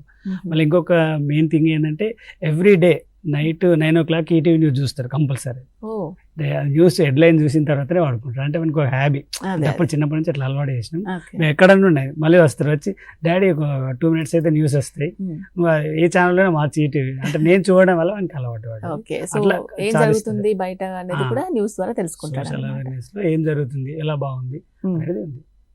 అండ్ ఇంకోటి ఏంటంటే ఫైనాన్షియల్గా స్టేబుల్గా ఉండి మంచి డబ్బులు ఉన్న వాళ్ళు మాత్రమే, వాళ్ళ పిల్లలు మాత్రమే ఇట్లా ర్యాంక్స్, ఎందుకంటే వాళ్ళకి ట్యూషన్స్ పెట్టిస్తారు, రకరకాల సదుపాయాలు ఉంటాయి వాళ్ళకి అని అనుకుంటూ ఉంటారు చాలామంది. సో అలా కాకుండా రూరల్ ఏరియాస్ నుంచి వచ్చిన వాళ్ళు కూడా మంచి ర్యాంకర్స్ ఉన్నారు. నేను చాలామంది ఇంటర్వ్యూ కూడా చేశాను. సో వాళ్ళ అభిప్రాయం, మీ అభిప్రాయం ఏంటి? నేను అన్నది కరెక్టే కదా? అంటే ర్యాంక్కు అంటే వాళ్ళ ఎకనామికల్ పరిస్థితి రిలేషన్ ఏం లేదండి. వాళ్ళ యొక్క సాధించాలనే జీలు, చదవాలనే కోరుకుంటే తర్వాత వాళ్ళకు వాళ్ళ టీచర్స్ నుంచి గైడెన్స్, వాళ్ళ పేరెంట్స్ నుంచి అయినా, టీచర్స్ నుంచి అయినా, లేకపోతే వాళ్ళ నైబర్స్ నుంచి అయినా ఇది చేస్తే బాగుంటుంది ఇది అనేది గైడెన్స్ ఉంటే ఆటోమేటిక్గా వాళ్ళు ముందుకు రాణిస్తారు. అందులో డబ్బు ఉన్న వాళ్ళకి మంచి కార్పొరేట్ కాలేజీల స్కూల్లో చదివిస్తే మంచి ర్యాంక్స్ వస్తాయి అనేది అది వాస్తవం. ఈవెన్ గవర్నమెంట్ స్కూల్లో చదివిన వాళ్ళు కూడా చాలా ఎక్సలెంట్గా రాణిస్తారు. అవును, రైట్. సో సజ్జన్, చాలా మంది ఇంజనీరింగ్ చేసిన వాళ్ళు ఉన్నారు, అయినా కూడా బయట జాబ్స్ రావట్లేదు, ఇలా చాలా రకాల డౌట్స్ ఉన్నాయి కదా, అనుమానాలు కూడా ఉన్నాయి. సో మీకు అసలు ఐడియా ఉందా తర్వాత మనం ఏం చేయాలి, దేంట్లో అయితే మనకి ఫ్యూచర్ బాగుంటుంది, జాబ్స్ పరంగా ఎలా, ఒకవేళ ఇది కాకపోతే నెక్స్ట్ ప్లాన్ బి కూడా ఉండాలి అనేది చాలా మంది చెప్తూ ఉంటారు మనకి. సో అలాంటి ఆలోచనలు ఉన్నాయా నీకు? సో అంటే ఇప్పుడైతే ప్రస్తుతం అయితే సాఫ్ట్వేర్ ఇండస్ట్రీ అంత బాగాలేదనేది ఒక టాక్ మాత్రమే. సో అయితే మనం ఇప్పుడు ఉన్నదాన్ని ఫ్యూచర్లో ఎక్స్పెక్ట్ చేయలేము. ఇప్పుడు ఒకటి బాగున్నది, ఫ్యూచర్లో అది కొలాప్స్ కావచ్చు. ఇప్పుడు బాగాలేనిది తర్వాత డెవలప్ అయ్యి అది ఒక మంచి పొజిషన్లో ఉండొచ్చు. అంటే మనం జస్ట్ ప్రిడిక్ట్ చేయగలుగుతాం అంతే. అంటే మనం ఒక ప్లాన్ ఏ ఉన్నప్పుడు కంపల్సరీ ప్లాన్ బి కూడా ఉండాలి. సో అంటే మనం పాజిటివ్ ఆలోచించినప్పుడు నెగిటివ్గా కూడా ఆలోచించాలి. సో అయితే మనం ఒక డెసిషన్ తీసుకునేటప్పుడు దానికి సంబంధించిన ప్రోస్ కాన్స్, దానికి సంబంధించిన 2 sides వాదనలు విని, సో అప్పుడు మనం దాన్ని ప్రాసెస్ చేసి, సో మనకంటూ మనం ఒక కంక్లూజన్ని క్రియేట్ చేసుకోవాలి ఎప్పుడైనా. సో మనం అప్పుడు మనకి నచ్చింది, మనకు ఇష్టమైంది మనం చేయాలి. అది నా ఒపీనియన్. వర్మ, నీకు ఇంట్రెస్ట్ ఉందా సాఫ్ట్వేర్ ఫీల్డ్? నీ ఒపీనియన్ ఏంటి, అసలు ఏం నడుస్తుంది బయట? లైక్ ఏ ఫీల్డ్ అయినా అది ఇండివిజువల్ మీద డిపెండ్ అయి ఉంటుంది మ్యామ్. లైక్ ఒక ఎక్సలెంట్ ఇండివిజువల్, వాళ్ళకి మైండ్ సెట్ మంచిగా ఉంటే వాళ్ళు ఎక్కడైనా జాబ్ తెచ్చుకోవచ్చు. సో నా పర్స్పెక్టివ్లో like AI and data scientist, like ఆ ఫీల్డ్స్లో ఎక్కువ ఇంప్రూవ్మెంట్ ఉండొచ్చు అని నేను ప్రెడిక్ట్ చేసినాను. అది నిజం కావచ్చు, కాకపోవచ్చు, బట్ కరెంట్లీ అవి ఎక్కువ ట్రెండ్లో ఉన్నాయి. అండ్ ప్లాన్ బి వస్తే లైక్ పైలట్ అది అని అనుకుంటున్నాము. సో నీ స్టడీస్ కానీ ఫ్యూచర్ అంతా కూడా, నీ సెటిల్మెంట్ అంతా కూడా ఇక్కడే ఉండాలి అని అనుకుంటున్నావా, లేదా అబ్రాడ్ వెళ్ళి అక్కడ హైయర్ స్టడీస్ చేయాలి, అక్కడ అసలు ఎలా ఉంటుంది ఆ అట్మాస్ఫియర్ కానీ, అక్కడ చదివే విధానం కానీ, వాళ్ళ సోషల్ యాక్టివిటీ, ఇవన్నీ కూడా తెలుసుకోవడం ఇంపార్టెంట్ అని అనుకుంటూ ఉంటారు. అండ్ చాలా మంది అబ్రాడ్ వెళ్ళి అక్కడ సెటిల్ అవ్వాలి అని అనుకుంటూ ఉంటారు. నువ్వేమనుకుంటున్నావు? లైక్ సెటిల్ ఎక్కడ అవ్వాలి అంటే, నాకు ఇండియాలో అయినా అబ్రాడ్లో అయినా లైక్ పెద్ద డిఫరెన్స్ ఉండదు మ్యామ్, ఎక్కడ జాబ్ చేసినా. బట్ అబ్రాడ్లో చదవడం, వేరే వేరే కంట్రీస్లో, వేరే వేరే స్టేట్స్లో చదవడం వల్ల మనకి అవుటర్ వరల్డ్కి ఎక్కువ ఎక్స్పోజర్ ఉంటుంది. అక్కడ ఏవి ఎక్కువ ట్రెండింగ్లో ఉన్న కోర్సెస్ ఏంటివి ఉన్నాయి, అక్కడ ఏ విధంగా టీచ్ చేస్తారు, అక్కడ వాళ్ళ కల్చర్ ఏంటిది. సో మనం డిఫరెంట్ థింగ్స్ని నేర్చుకోవచ్చు. అవి మనకి ఎక్కడ వెళ్ళినా కూడా హెల్ప్ అవుతాయి. సో వాటి కోసం ఎక్కువ మంది వేరే వేరే కంట్రీస్కి వెళ్ళి, వేరే స్టేట్స్కి వెళ్ళి చదువుతుంటారు. ఓకే, స్వరూప గారు, మరి 1/ని మీరు ఎలా చూడాలనుకుంటున్నారు ఫ్యూచర్లో? తను ఐఐటి అనుకుంటుంది మేడం. ఇప్పుడు డిప్లొమా మంచి ర్యాంక్ వచ్చింది కాబట్టి డిప్లొమా నుంచి బీటెక్ చేయాలనుకుంటుంది. తను ఇష్టమైంది ఫస్ట్. నాకేంటంటే ఐఏఎస్గా చూడాలనేది నాకు ఫస్ట్ నుంచి ఉండింది. ఫర్దర్గా అంటే జాబ్ వచ్చిన తర్వాత కూడా తనకి ఇంట్రెస్ట్ ఉండి చేయగలిగితే ఒకసారి ట్రై చేస్తే బాగుంటుందని చెప్తుంటాను. ఓకే, తనకి అంత క్యాపబిలిటీ ఉందని మీరు నమ్ముతున్నారా? ఉంది మేడం. అంటే సోషల్ కొంచెం భయపడుతుంది, కానీ చెయ్యాలనుకుంటే మాత్రం సాధించగలుగుతుంది మేడం తను. ఓకే. సో ఒకవేళ అట్లా ప్లాన్ చేసుకోవాలి అని అనుకుంటే ఎలా ప్రిపేర్ చేసుకోవాలంటారు? మీరు ప్రిపేర్ అవ్వాలి అండ్ పిల్లల్ని కూడా ప్రిపేర్ చేసుకోవాలి. ఎలా ప్రిపేర్ చేసుకోవాలంటారు? ఫస్ట్ తనకి ఇష్టమైంది అనుకుంటుంది కాబట్టి ఆ స్టడీ కొనసాగించాలి మేడం. ఆ తర్వాత జాబ్ చేస్తే కనుక ఫైనాన్షియల్గా ప్రాబ్లం ఉండదు కాబట్టి అప్పుడు నేను అనుకున్నది రీచ్ అవుతుందేమో అని నేను అనుకుంటున్నాను. దానికి సపోర్ట్ నేను ఇస్తాను, తను చేస్తానంటే. తను కావాలన్న దానికి కూడా ఇప్పుడు ఐఐటి అనుకుంటుంది కాబట్టి నేను కూడా 100% సపోర్ట్ చేస్తాను. ఓకే. సజన్, నువ్వు ఏమైనా ప్లాన్స్ ఉన్నాయా అబ్రాడ్స్ అట్లా వెళ్ళి అక్కడ ఏమైనా సెటిల్ అవ్వాలి, లేదంటే అక్కడ చదువుకొని వచ్చి ఇక్కడ మళ్ళీ జాబ్స్ ఏమైనా ట్రై చేయాలి, అక్కడ కూడా ఎలా ఉంటుందో తెలుసుకోవాలి ఏమన్నా ఉందా నీకు? యాక్చువల్గా నాకు అబ్రాడ్ వెళ్ళే ఆలోచనలు ఏం లేవు, ఎందుకంటే ఇక్కడ ఉండడమే నాకు ఇష్టం, ఇండియాలో ఉండడమే ఇష్టం. సో ఒకవేళ కంపల్సరీ అయితే ఓన్లీ జస్ట్ స్టడీస్కి, హైయర్ స్టడీస్కి అబ్రాడ్ వెళ్ళి మళ్ళీ ఇక్కడికి వచ్చేసి ఇక్కడనే జాబ్ చేసుకోవాలని నా ఆలోచన.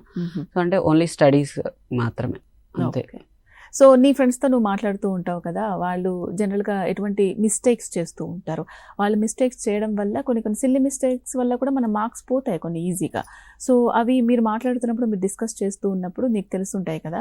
సో అలాగే మన పిల్లలు, మన స్టూడెంట్స్ కూడా, మన పేరెంట్స్ కూడా కొంచెం వాళ్ళకి దీని గురించి ఒక ఐడియా వస్తుంది. సో వాళ్ళు చేసే మిస్టేక్స్ ఏంటి, అవి ఎలా చేయకుండా మనం బయటపడవచ్చు, ఎలా దాన్ని రెక్టిఫై చేసుకోవాలి, అవి ఏమన్నా కొన్ని సూచనలు ఇస్తావా వాళ్ళకి?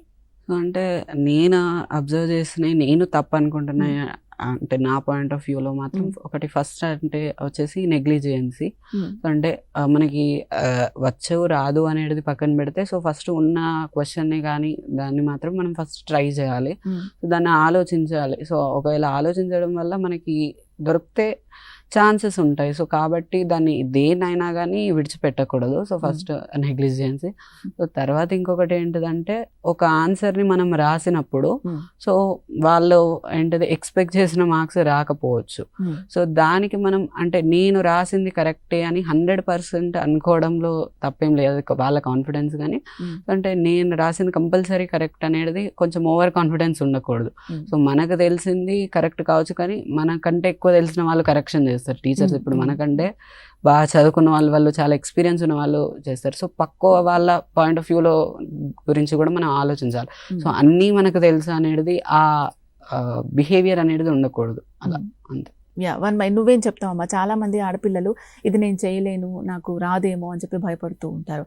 అండ్ కంపల్సరీ కోచింగ్స్ కావాలి, లేకపోతే స్పెషల్ ట్యూటర్స్ కావాలి, ఇలా రకరకాలుగా అనుకుంటూ ఉంటారు.